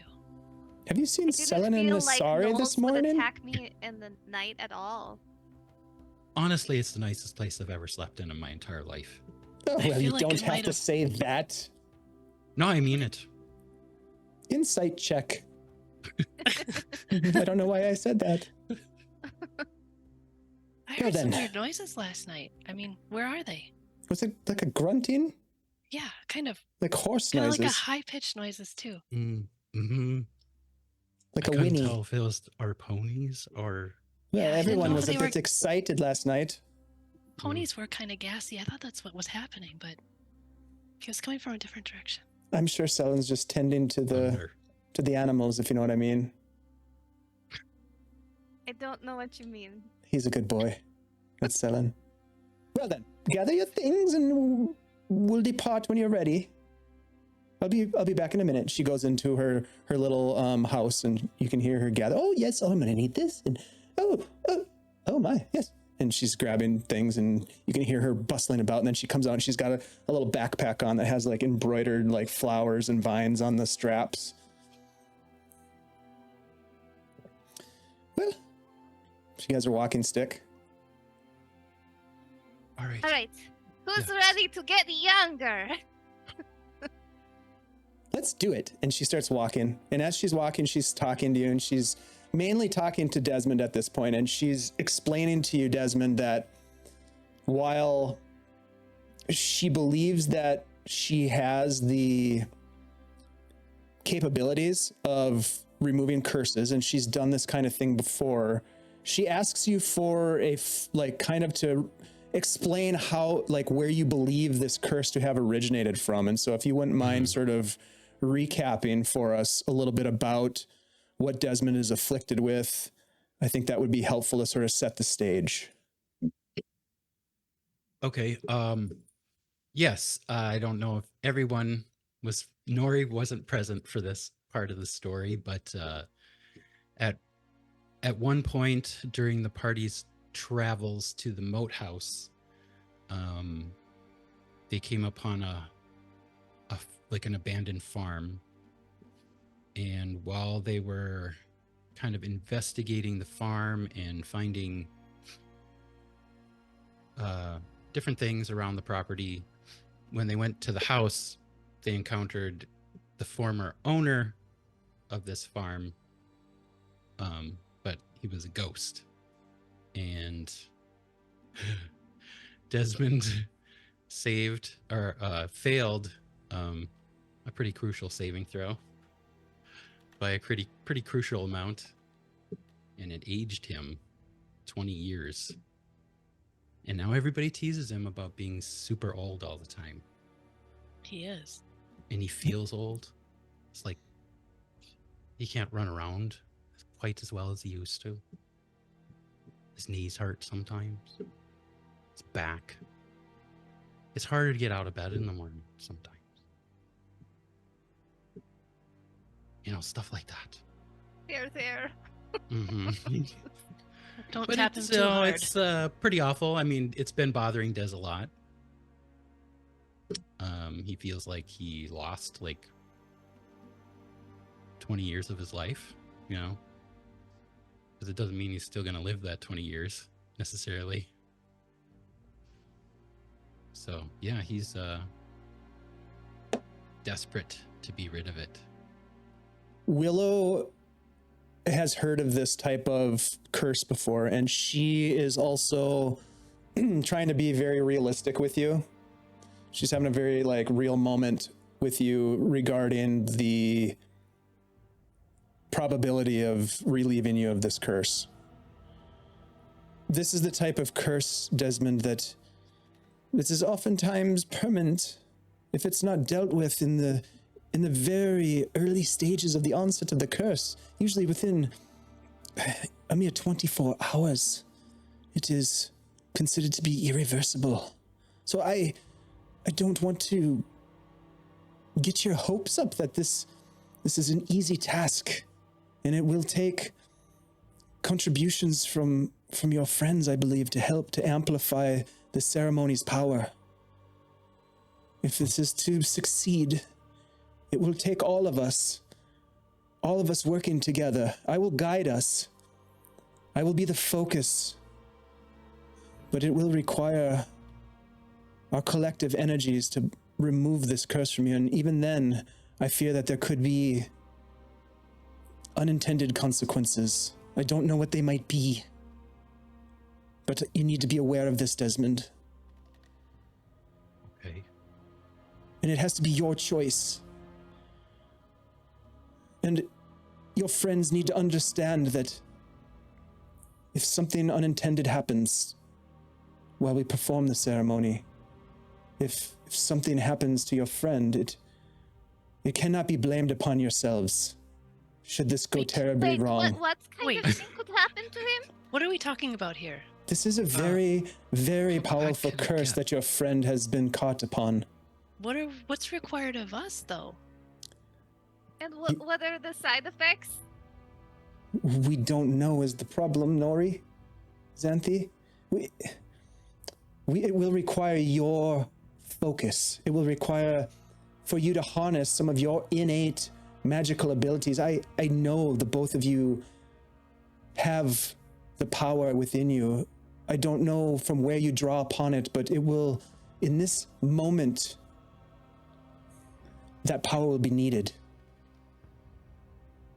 And I'm just preparing all of us, Desmond, Xanthi, and Nori, that sometimes these things have unintended consequences. Yeah, we kind of did that last time. Remember when we lost memories and the other thing? Lost memories. Well, if that's I the don't know what you guys are least, talking about. Maybe we'll save that story for later.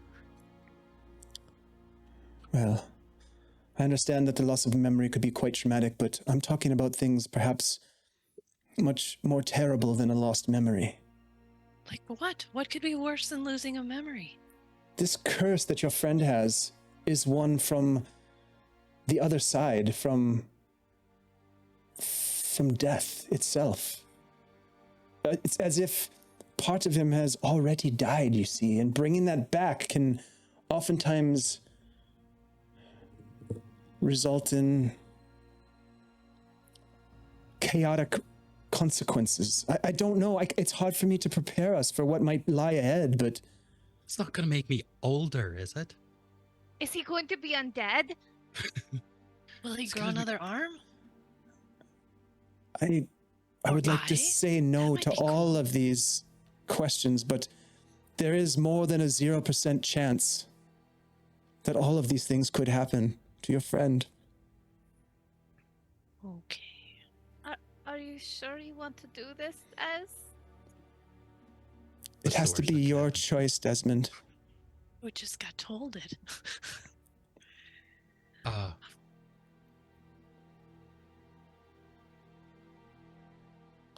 Yeah. I want to do it.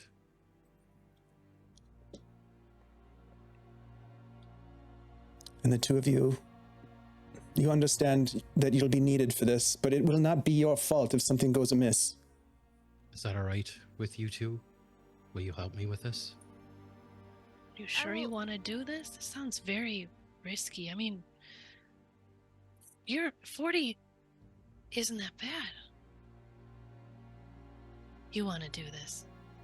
I'm behind you. Whatever you want to do. It's harder than it looks. Being old. Being as old as he is. I mean, it's not that bad, really. No, it's not that bad, but You're kind of a silver fox. I mean, it's not really that bad. I've Yeah. lost so much. And 20 years is a lot for a human. I can't. Right. I mean, I guess It's hard if to wrap my mind around it. you lost 20 years of life, if you're going to die 20 years earlier, I suppose it's worth trying to remedy that. We have to also think this is a great disguise for you. You're giving up an excellent disguise you never have to do anything with. I can literally disguise myself into anything at any time already. What if you're knocked out? Then it goes away. But you know what?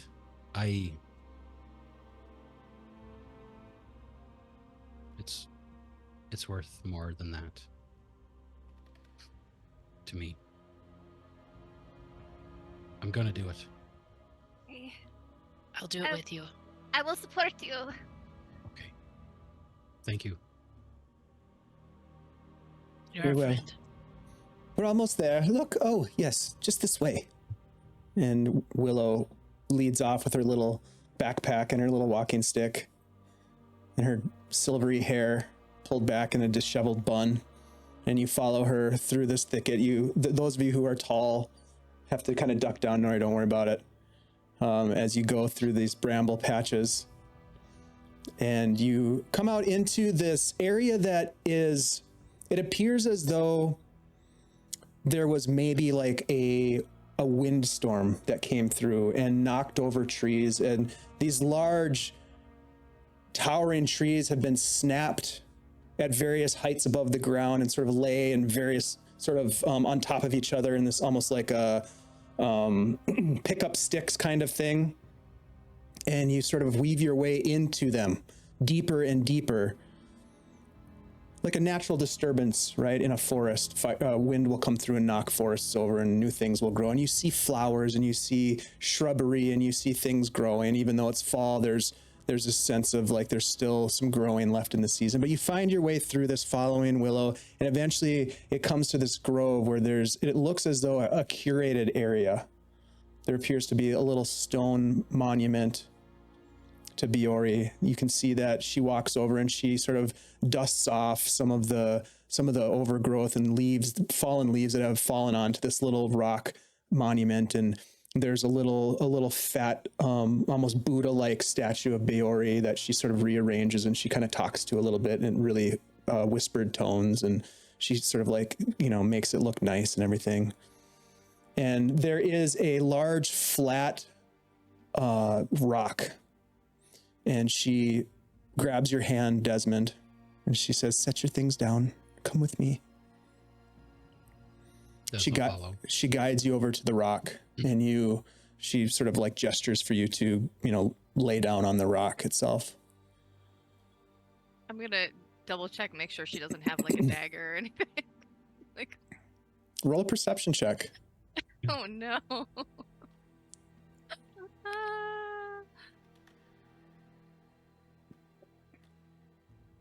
Natural 20 for 23. Nice. Daggers everywhere. She definitely has a dagger on her belt in a leather scabbard, and it has what appears to be like an antler like hilt on it. She has, you can see that she has a variety of other implements that she starts to pull out of her backpack as she sets it down. She takes out a couple of candles and she sets the candles up around Desmond, and she uses a quick cantrip to light them. And so there's these candles burning, and they give off this sort of flowery aroma that just sort of wafts through the space, very soothing. And she bids that you step forward around Desmond. I'll run up and I'll grab one of Des's hands. And I'll whisper in his ear, if she tries to stab you, I will stop her. Oh, I okay. heard that, and I'm not going to stab your friend. If you're I'm not worried. concerned, then we could stop this right now. I mean, this does kind of look like a sacrificial altar, but you know, like, I don't think it's Biori sounds really nice, though. Desmond, I'll are run you, up and grab the other hand. It'll are be you fine. sure? I'm not worried. Let's do it.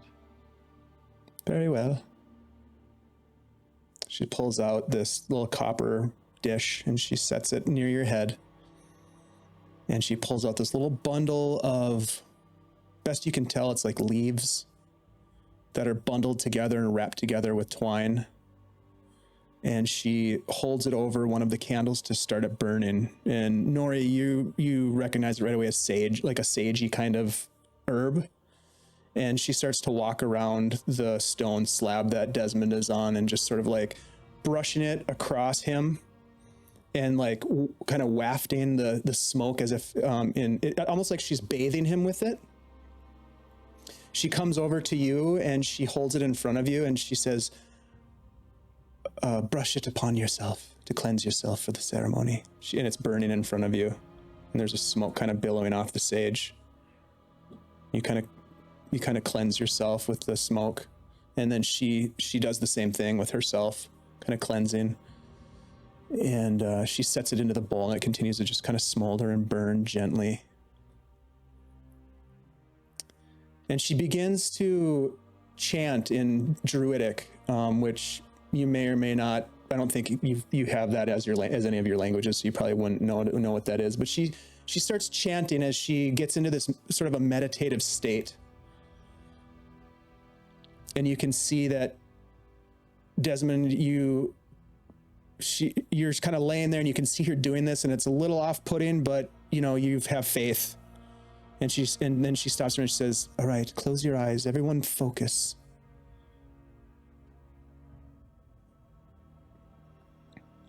She continues chanting in Druidic. Does everybody keep your eyes closed? Okay. You hear this crack and a little bit of a... And then she continues chanting. And you hear another... And the chanting continues. Now, Desmond, you start to feel a warmth over your body. And you hear Willow's whisper. She says, we'll begin now. Focus, everyone, on your friend. I will do what I can, Desmond. She continues to chant in Druidic. And if you have your eyes closed, you don't see this, but she pulls out the diamond dust and she lays it down this sack, and she basically like traces your body with the dust, outlining you. This should draw out the evil that plagues you. She keeps chanting. And then she stops and she places her hands on your chest, Desmond. You can feel her hands are hot. Like there's an energy coming from her hands.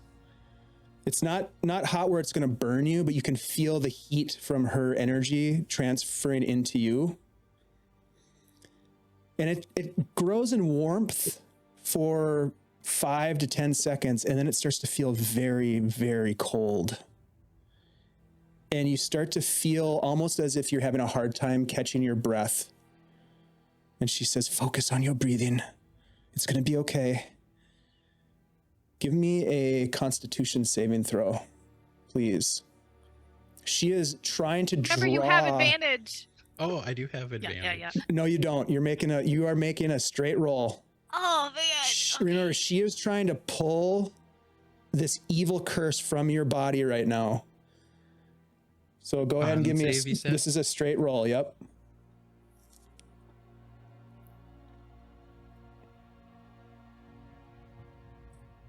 Uh, 6. You gasp and you feel this. I would call it akin to like an anxiety attack, where you feel almost dissociated from your body, and you feel cold and hot at the same time, almost as if you're going to lose consciousness.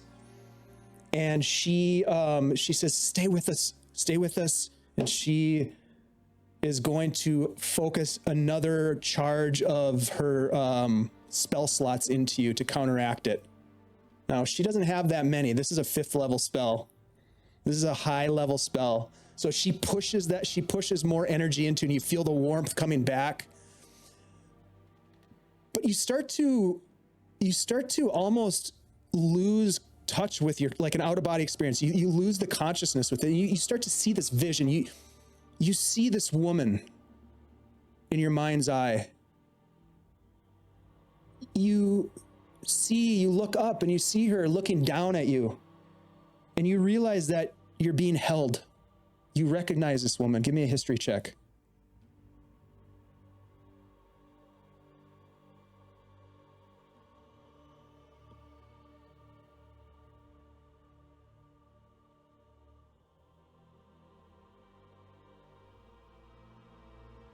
It's 15. This woman is holding you. It's Lena.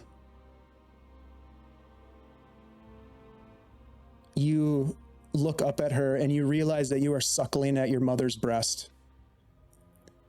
In a flash, you see and hear the cries of your newborn brother being born in the other room. You are having this vision of how you helped your mother care for him as an infant. You feel this sense of satisfaction, this joy of childhood play with your brother. The amusing conjurations of your mother, Lena, using her magic to entertain you. Your father working the orchards, coming in from a long day's work, smelling like apples and earth. Stay with me, Desmond. Give me another Constitution save. Excuse me. God. Oh, come on. Hey, thanks for the follow, Moving Truth. Better. 17. That's it, Desmond. You feel this warmth pulse into your body, and immediately you see yourself, this memory of yourself working with your father in the orchard, picking apples, and he's praising you, and you throw an apple to him, and he takes a big bite out of it, throws it back to you, and you take a bite out of it. You feel tears running down your face as you see your father and your mother having this heated conversation about evil on the countryside, evil men, wickedness on the landscape. You see your father, another vision of him donning his leather armor, your mother sharpening her longsword as if preparing for battle. You see the blood of their swords being wiped off as they come in after having fought some evil outside the door of your farmhouse. Desmond, stay with us. Give me another con save. Oh boy.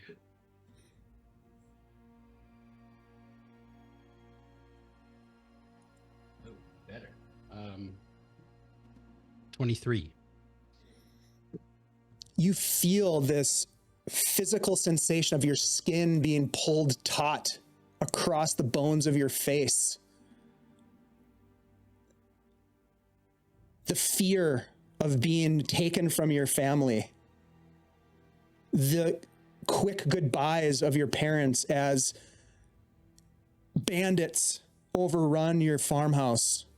You look back as you're being pulled away with a group of children, and you can see your mother and father and other members of your community fighting off this horde of evil.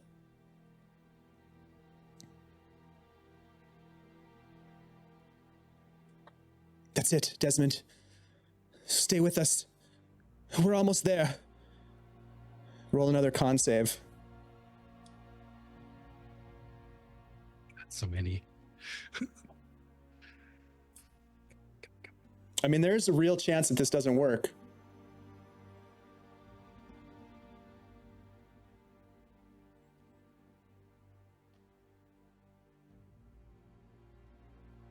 4. No, Desmond, no. Desmond, you see this vision. You're in this city. It smells like piss and shit. There are rats running across the street at your feet. You feel alone. But you see someone who reaches their hand out to you. It's this old man. You recognize him. Roll a history check for me.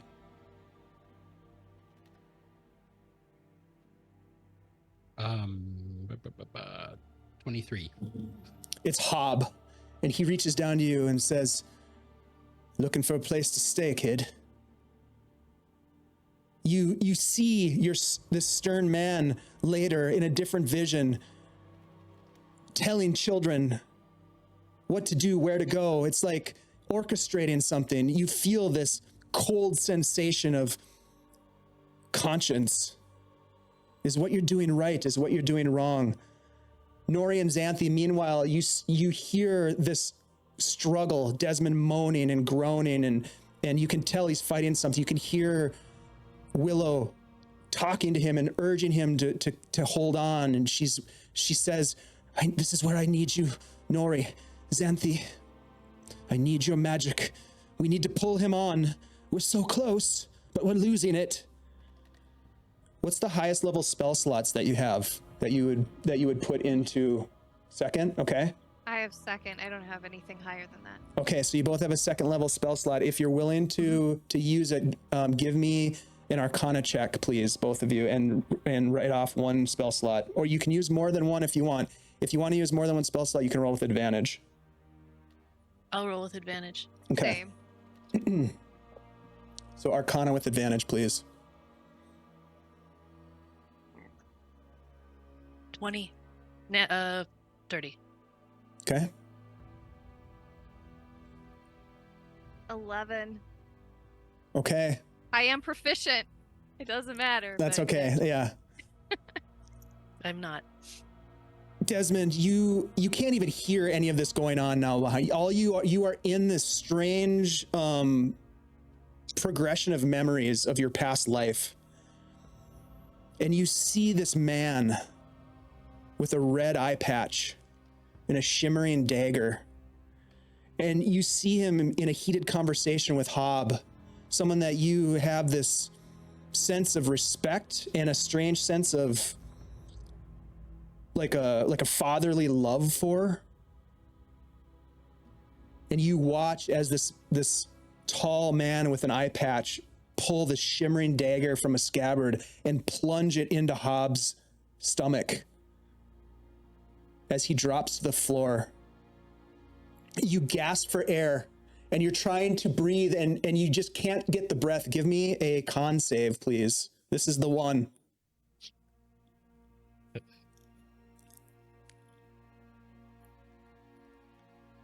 Sure, I can't use one of those advantages earlier for charity. Health potion. No. All right. Okay. All right. 13.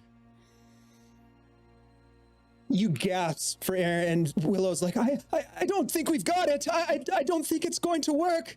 She shouts out, Desmond, you don't hear this. You just see this man with a dagger in his stomach, and he just looks up towards where you're hidden.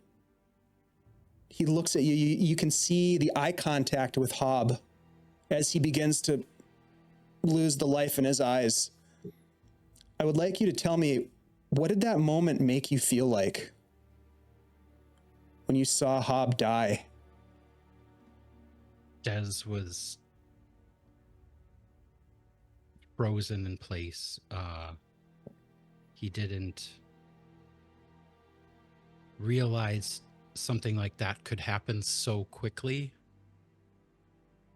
and it surprised him to the point where he was kind of paralyzed in a way. And before he knew it, the man was gone and Hob was on the floor. And he was just still staring at Hob, like through this kind of secret spot he had where he could listen in on what happened in his office.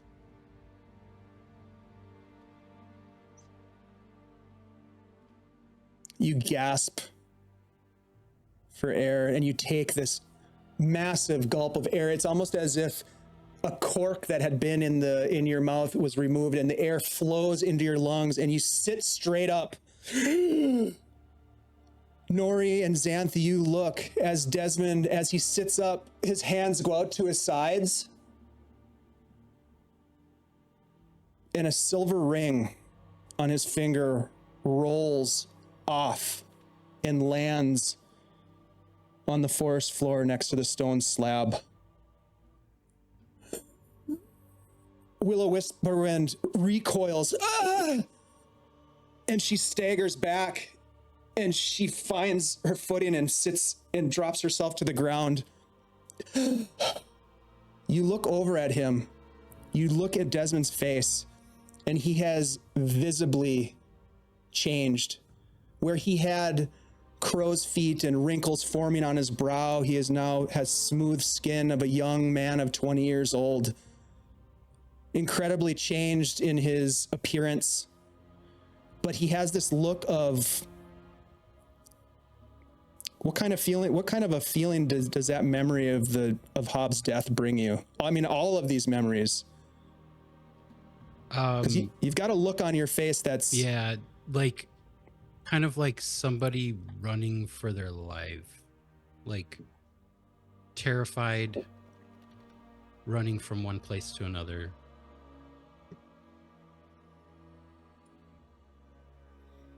You see your friend terrified, almost as if he is alone in a place where he doesn't know where he is. The two of you standing, holding on to, or near him, or touching him, or whatever it might be, but you see this all happen. Willow whispering and recoil and catch herself on the ground. His hands going out to the sides, the silver ring falling to the ground. What do you do? You're okay. You're okay. I'm right here. Do we know what the silver ring was? Are you We were asking out of talking about it? character? Or are you asking in Xanthi character? Would know if she really saw it, but she's more focused Okay. on Des we being saw the ring freaked fall. out. Yeah, I'll grab Des too. Grab his arm. Shoulder, Des is forearm. just kind of looking around. Did it work? Did it work? Did it work? She's gonna put both hands on each side of his face. Like, he looks younger. Oh. It's manhandling him. Grab his cheek.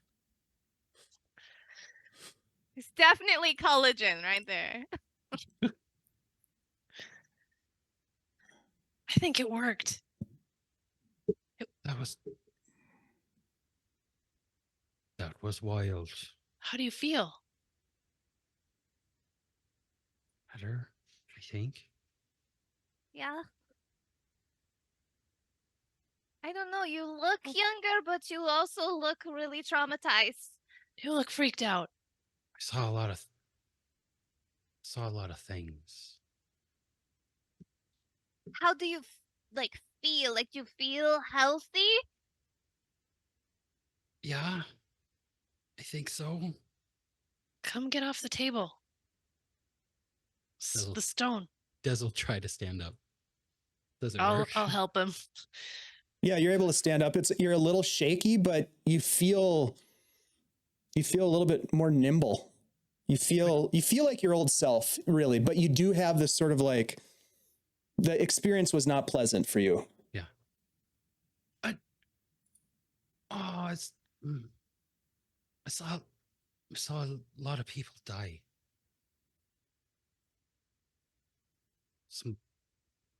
It brought me through some very difficult times in my life. Memories?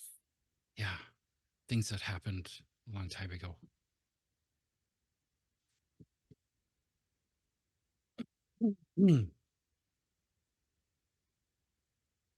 What did it look like? What happened to me? You were Um, kind of saying a lot of stuff and making noises. it's like you're having a nightmare. Then, like, everything just got younger. That's good. Then you shot That's- up with this freaked out look on your face. But it's a young face. Yeah, I this is saw what he I used saw to a look lot of like. different places, and I didn't understand yet where I was.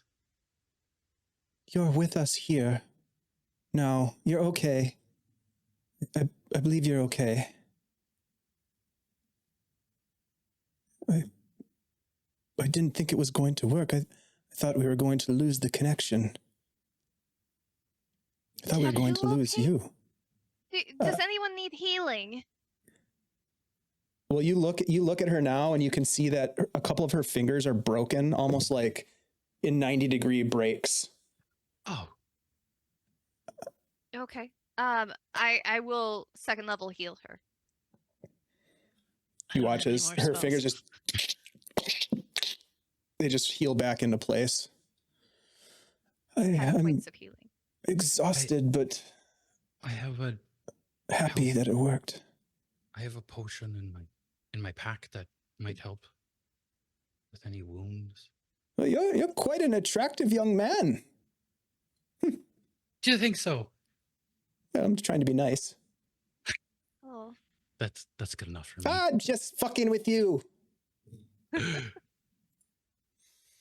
I'm glad it worked. If we could rest here for just a bit, I have multiple levels of exhaustion right now, as they say. yes. Maybe we will Here, sit have for some a like bit. coffee. Des will help her over to like a stone or something that she can sit on. You could I'll help me mop gather her my brow. things. Help me gather my things up, and we'll sit for a bit. I think we could all do with a bit of a rest. Thank you for helping your friend and to channel the arcane energy to pull him back. We have done just about anything and everything for Des. Of course we would do this. I feel really bad about getting him the other curse that he had. So now he, hopefully he's totally curse free now. That he has Do- the other one. We get a discount if we have to come back for another one? He's I'm just kidding. pretty It's not gonna prone happen. To get curses, I guess. It's not Try going to happen to again. try to avoid curses for a while at least. And don't tell anyone about this. I don't want to have to do this again. Yeah, Oh, I'm sorry for what It's you had to go through. No, it's fine. I knew that it would be difficult. But I saw some things, Desmond.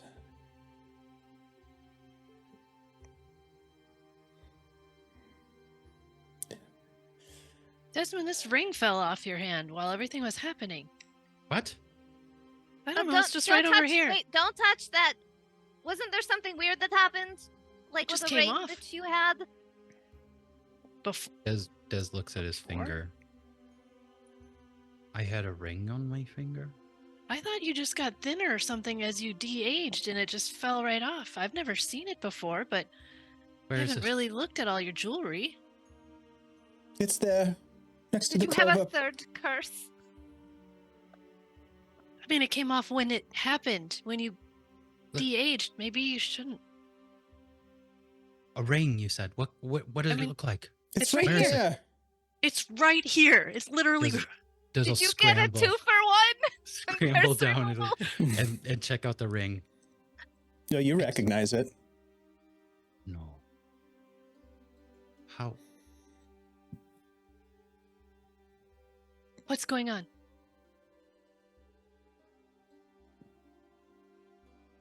That's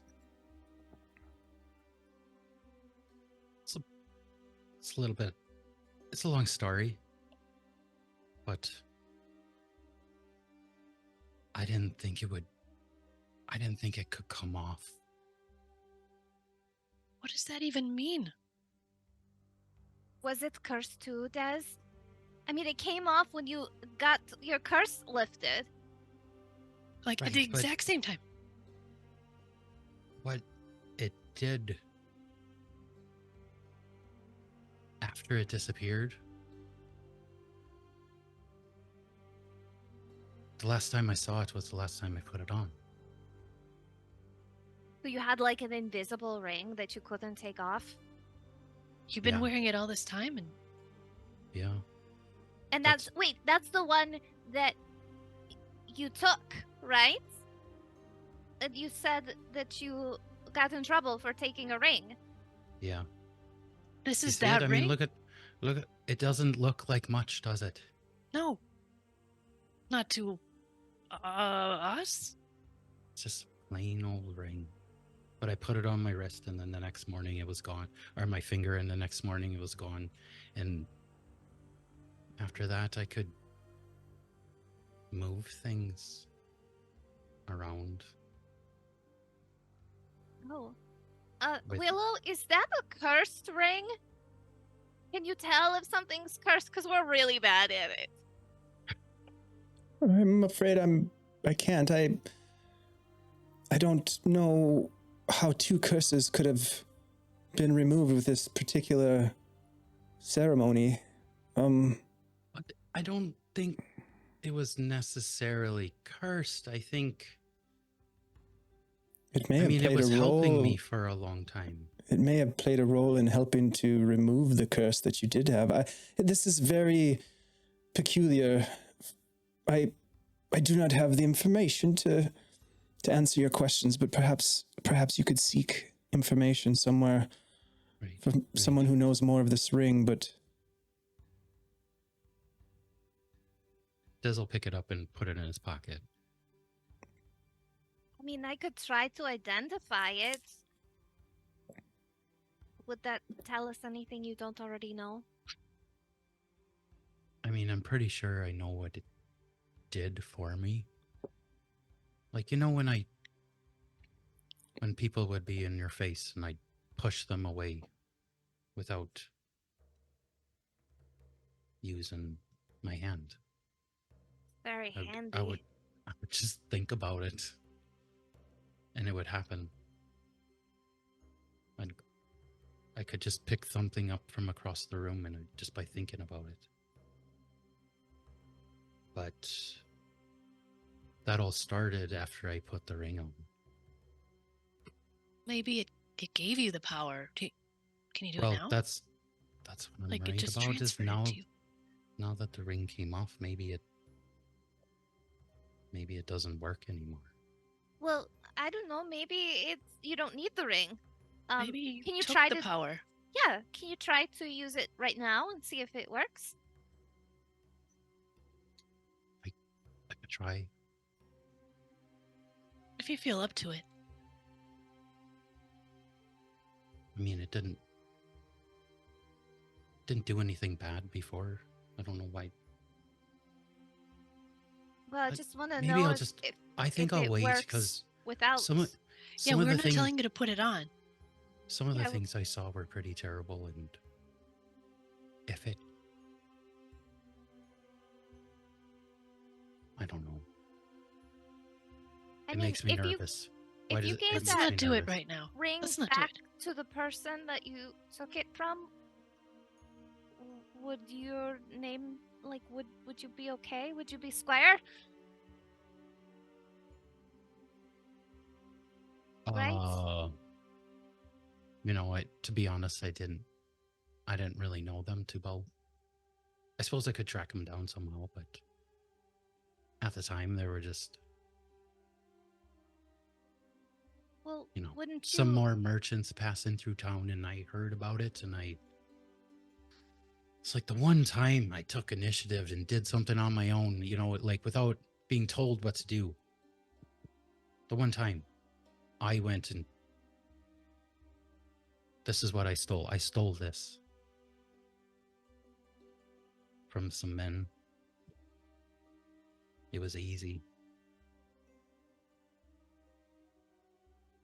Well, And then maybe. it let me move things with my mind. Maybe you could give it back, and then you don't have to worry about anybody looking for you. Well, Right. How long Well- has it been that you've had it? How long has it been? I don't know. Maybe a year? 6 months? Oh, how long have we been doing this? 2 months. What year is it? What day is it? Uh, I think it's only been a couple months since we started adventuring together. last time I saw a watch was in Verbo.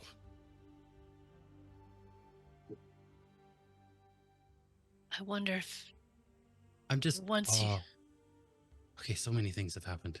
And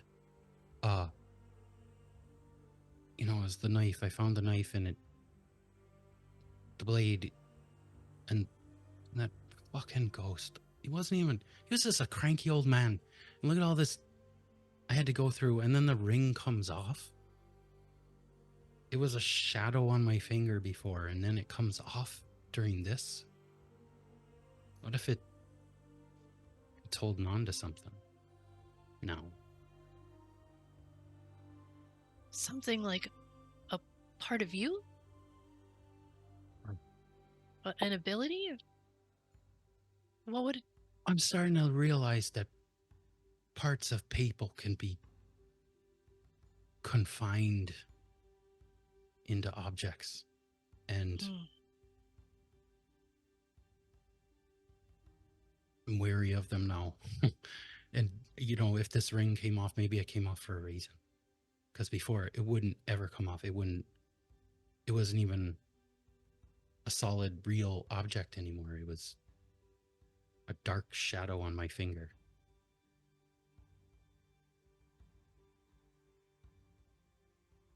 So maybe it should just stay off for now. Yeah, I'm not going to put it on.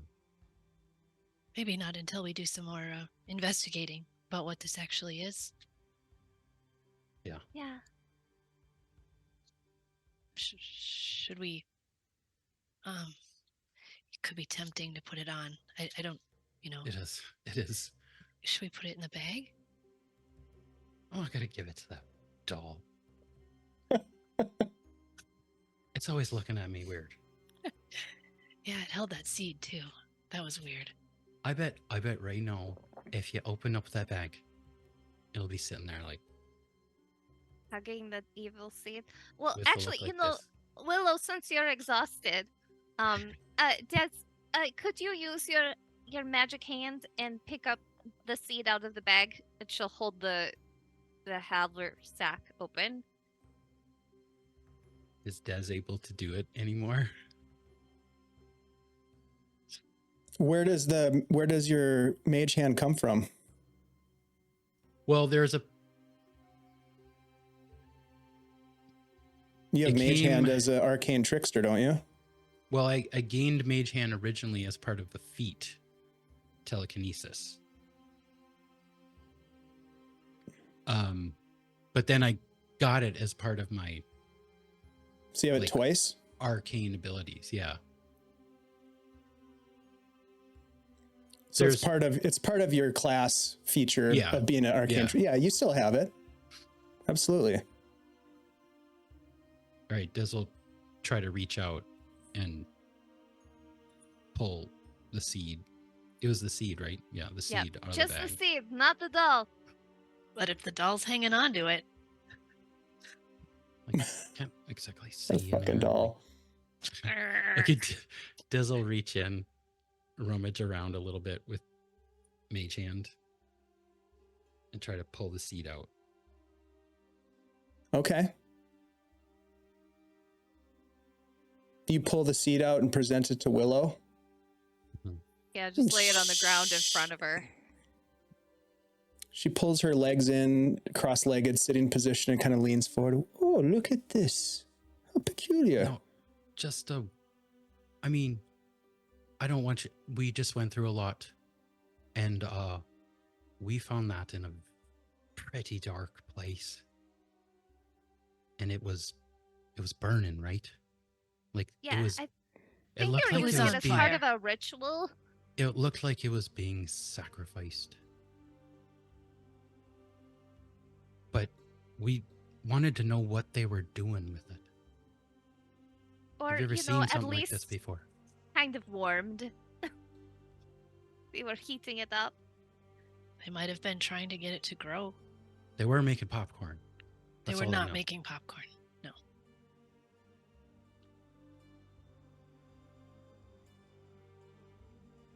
Well, use your magical hand and set it upon the stone.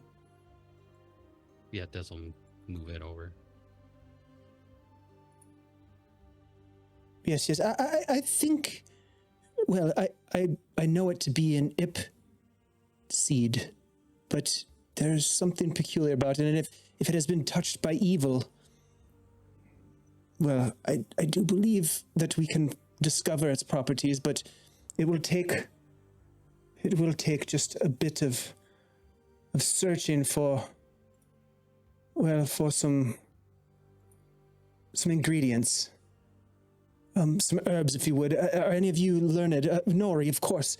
If you could help find me a couple of important herbs. What are they?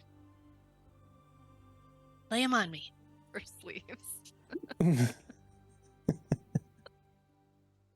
She starts to rattle off a couple of names of different herbs that you have some familiarity with. Are either of the rest of you have herbalist tools or nature? If you have nature proficiencies, Well, no, not technically proficiency, but a pretty Only high proficiency. good at intelligence score. Forgery and disguise. no, that's not going to help you here.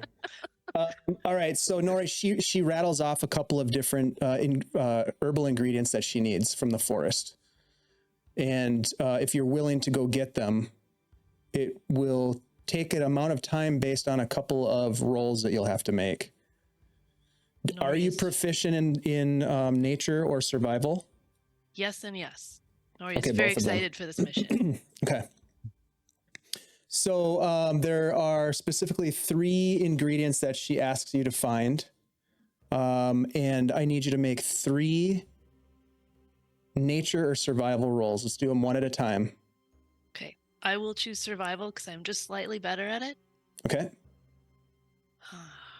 Wish I hadn't used that advantage on Dez. It's all right. First one is a 15.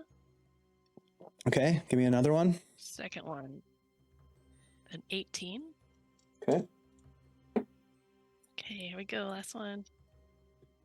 15 again. Okay. So you are gone for about 6 hours, the better part of the day.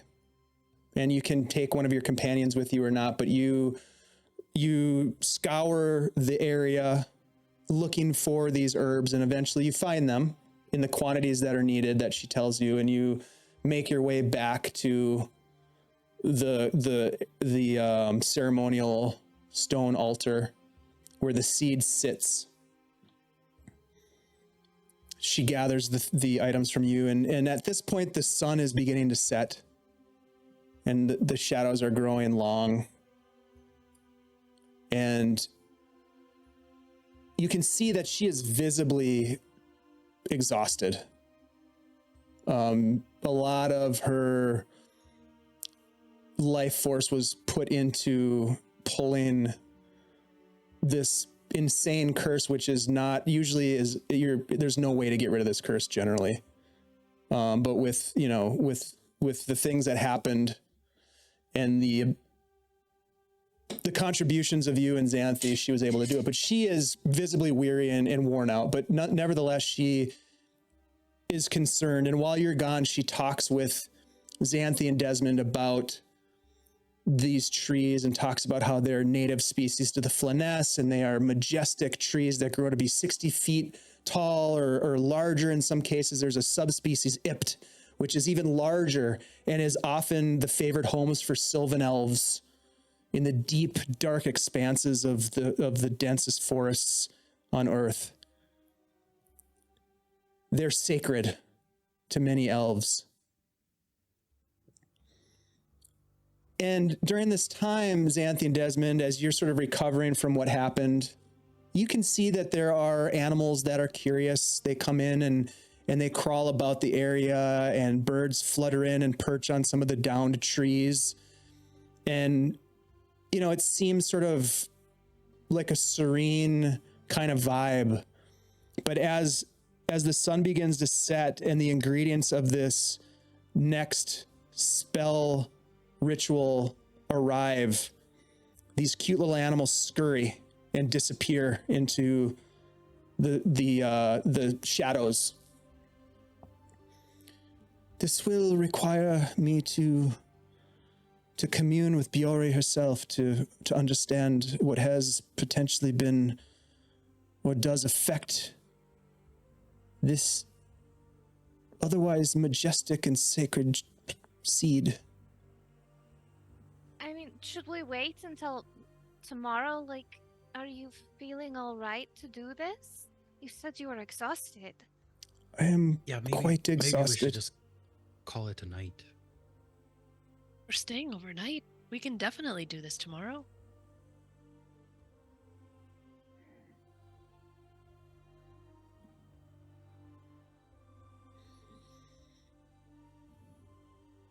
Yeah, let's go. Let's go back. Will these ingredients be okay tomorrow? She looks at you and says, "We are here now.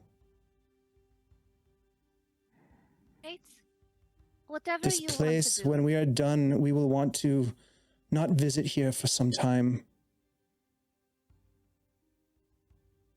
When these magics are used, the place grows weary. Is wearier more so than myself even. It grows tired, it grows hollow, and it may not be possible if we do not try on this night."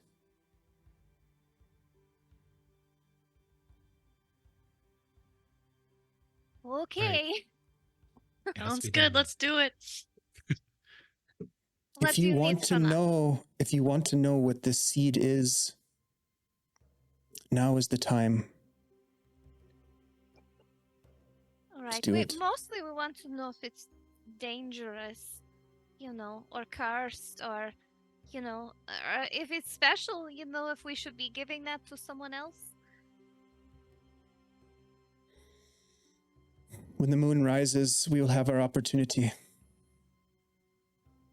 It will be a short moment. I believe we will have answers to these questions, Xanthi. Is there anything we can do to help you out with feeling more energetic up until then? Can I get you some fresh water? You want some Maybe- coffee? Do you It need a would foot rub? cheer me up a bit if you could do some fingertip stuff. Yeah. Okay, sure. Yeah, Lulu always liked the foot rubs, You can just decide what this is. Okay. Wow, you are It's a really nice nimble. shoulder rub. I imagine you play your bird pipes a bit to kind of soothe and pass the time as the night Of falls course. and the moon rises. Now is the time. She takes the ingredients that she's been grinding and preparing, and she sprinkles them into a bowl, and she lights it on fire. And immediately there's this green and yellow and orange and purple flame that just flares up and illuminates the space and keeps burning, giving off this strange sort of almost like a sickly green illumination to the grove. And you can see the shadows of Willow and yourselves cast upon the broken trees behind you, flickering and moving almost independently of yourselves because you're standing still and your shadows are almost like they're moving in a circle around you. She raises her hands up towards the sky and she begins speaking again in Druidic, and you hear some words that are familiar to you in various languages that you understand that have a connection to the moon itself, as if invoking the power of the moon. And there's this shaft of silver light that comes down and shines upon the altar, this stone altar.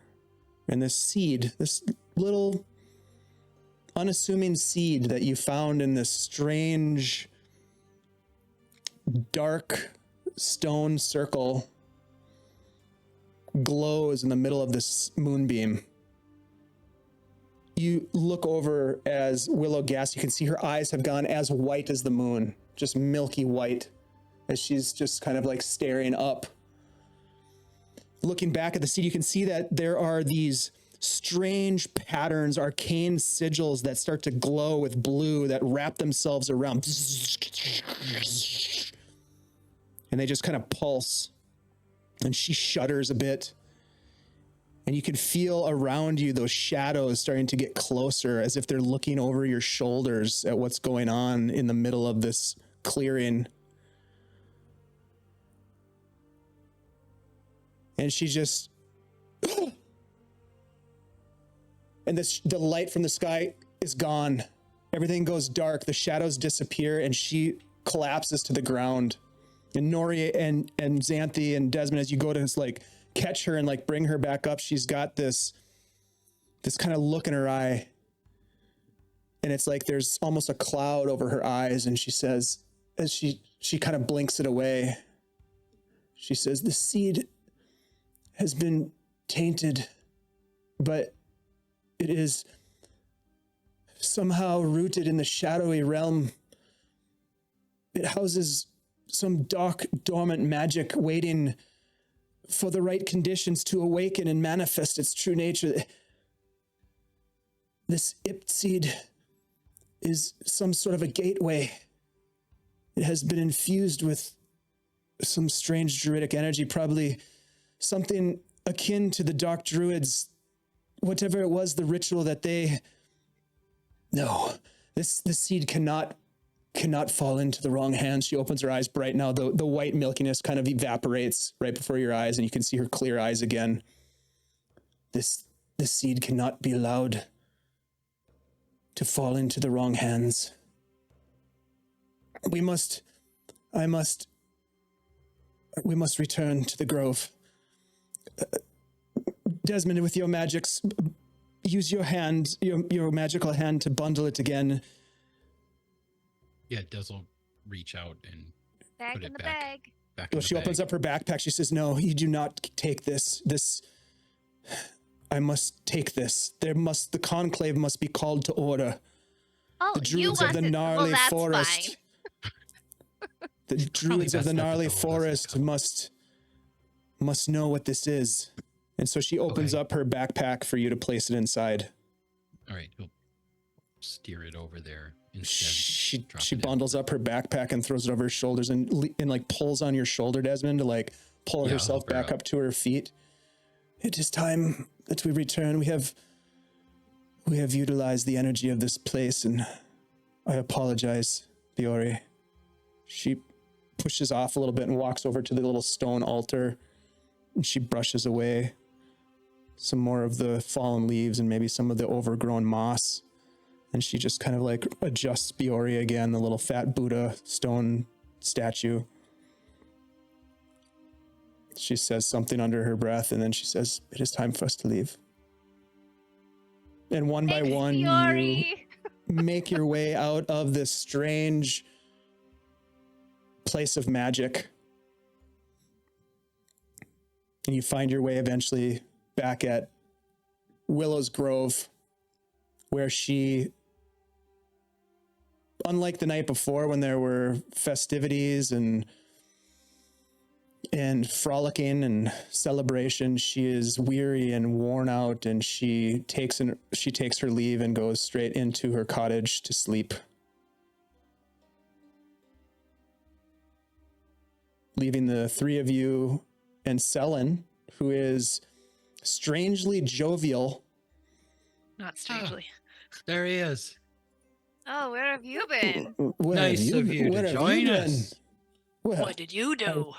I was taking care of a few things. Okay. Mhm. And how did that go? I would say it went pretty well. Next topic, please. And what we did went I hear pretty you. well too. And she like just points to Des, who is 20 years Oh younger. shit! Look at you. What do you think? He's handsome, right? He's pretty dreamy, right? You look good. I feel good. For a human. Better. I feel better. I mean, this is my real age. What you saw before wasn't actually my real age. It was something that was making me older.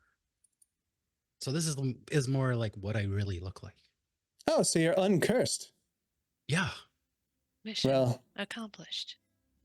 It was I guess- very difficult. I guess the beauty of it is that you know what to expect when you grow old naturally. Yeah, it wasn't that bad. Des will just kind of stare off into space for a few seconds. Well- Overall, it's not that bad, I guess. It feels better now, though. Well, we should all get a good night's sleep because tomorrow we must head back to Thornhaven.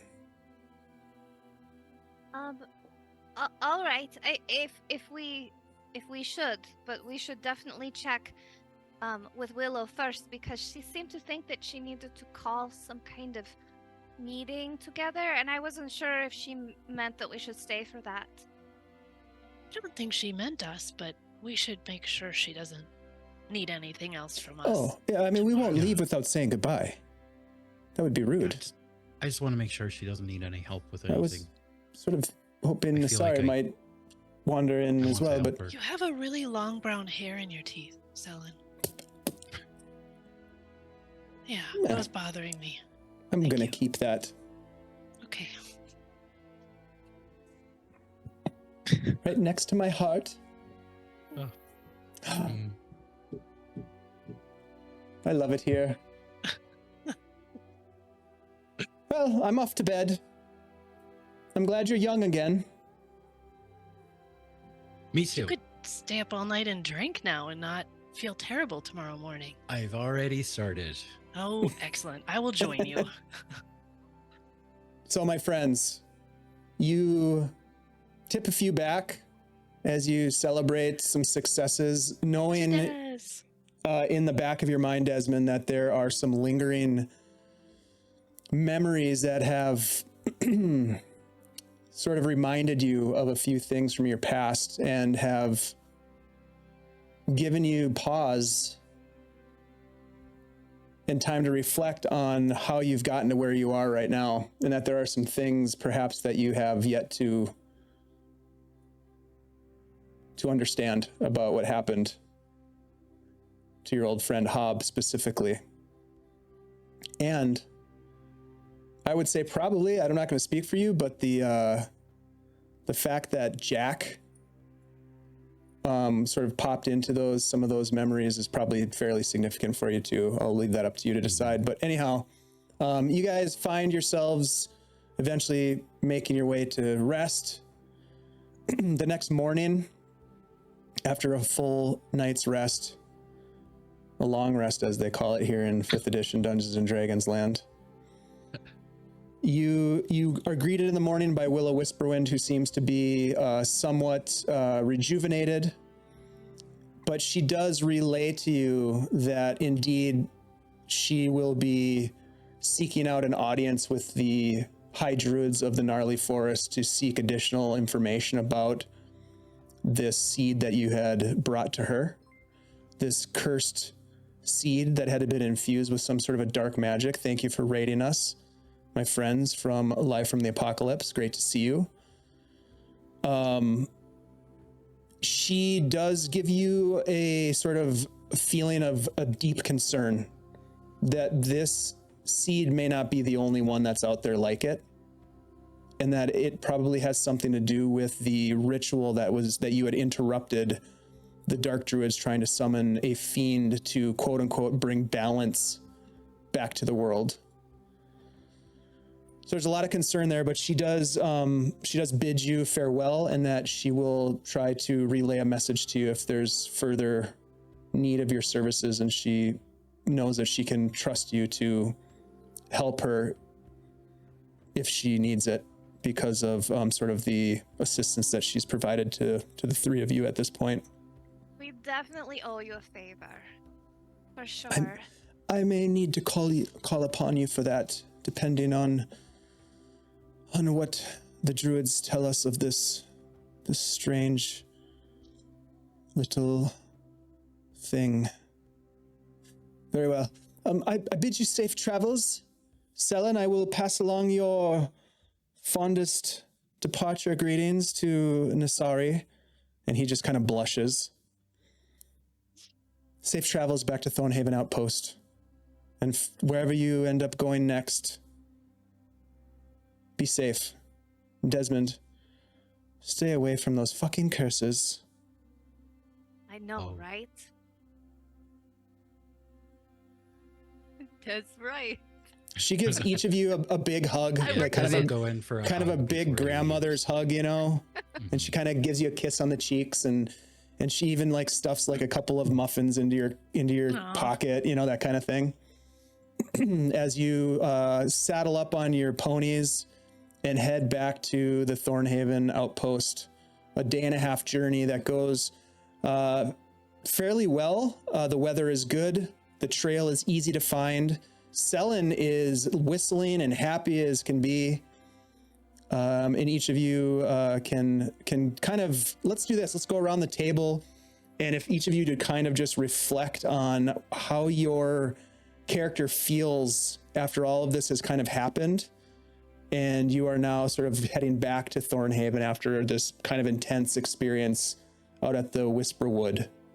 And we'll start with, let's start with Desmond. Well, Des has a lot to think about, that's for sure.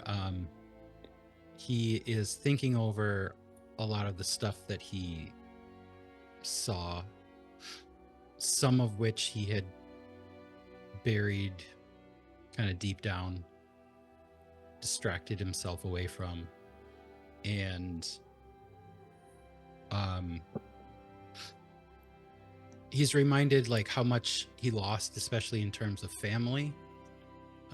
So he is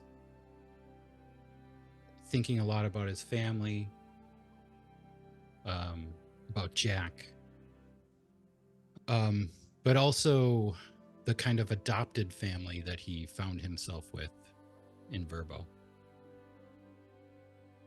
that feel kind of just as close, I guess.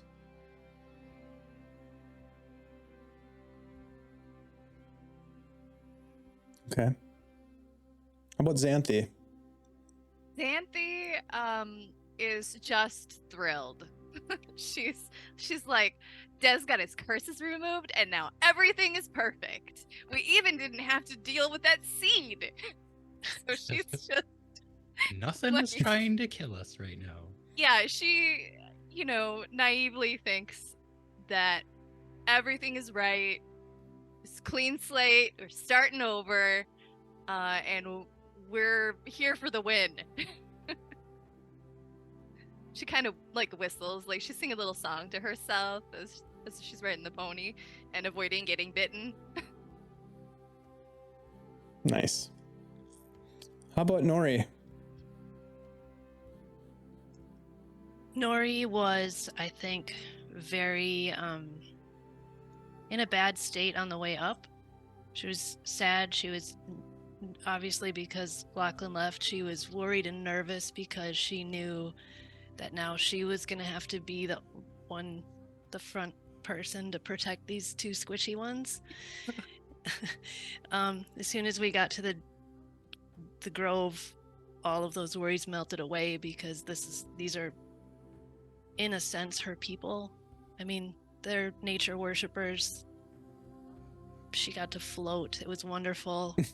Now that we've left, her brow is starting to furrow again, and she's thinking about the road ahead and what she might be called on to do to protect these other two squishy bags of mostly water.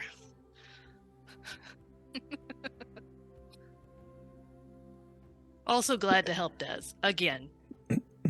Again. You guys have sacrificed a lot for Desmond. There's no doubt about it. Yeah, understatement. You make it back to Thornhaven Outpost, and you're greeted with hospitality, as now with the time that you've spent at Thornhaven, you are becoming sort of a known group. You have friends there, perhaps you could even call them, people who know you and you can connect with. They're happy to see you. And so you have a lot more hospitality than the first time you were there, when you were brought there with blindfolds on and that sort of thing. You have established yourselves as allies to Willow Whisperwind, to the Green Jerkin Rangers, and perhaps they will play a role in your future adventures. Your future travels are to the west, back towards the dangers of the world that you had left behind. We'll find out what that means when we come back to the Heroes of Greyhawk next Tuesday. And we'll have a little surprise for folks as well on Tuesday that we'll just sort of tease right there. But we're excited to jump into, I would say, the next chapter of this campaign. So well done, my friends. Desmond, Andy, congratulations. You have been able to remove this curse that you've been carrying around with you for quite some time. The monkey is off my back. We had a lot of fun with that curse, especially me. So we'll have to find something else to utilize, to leverage. That was great, guys. Great role play. Awesome stuff. Look, we're going to be back. This was kind of a weird episode for us being here on a Friday, but thank you all for hanging out with us anyways. We really appreciate you all being such fun friends in the chat. You are certainly our chat buddies, and we love you all.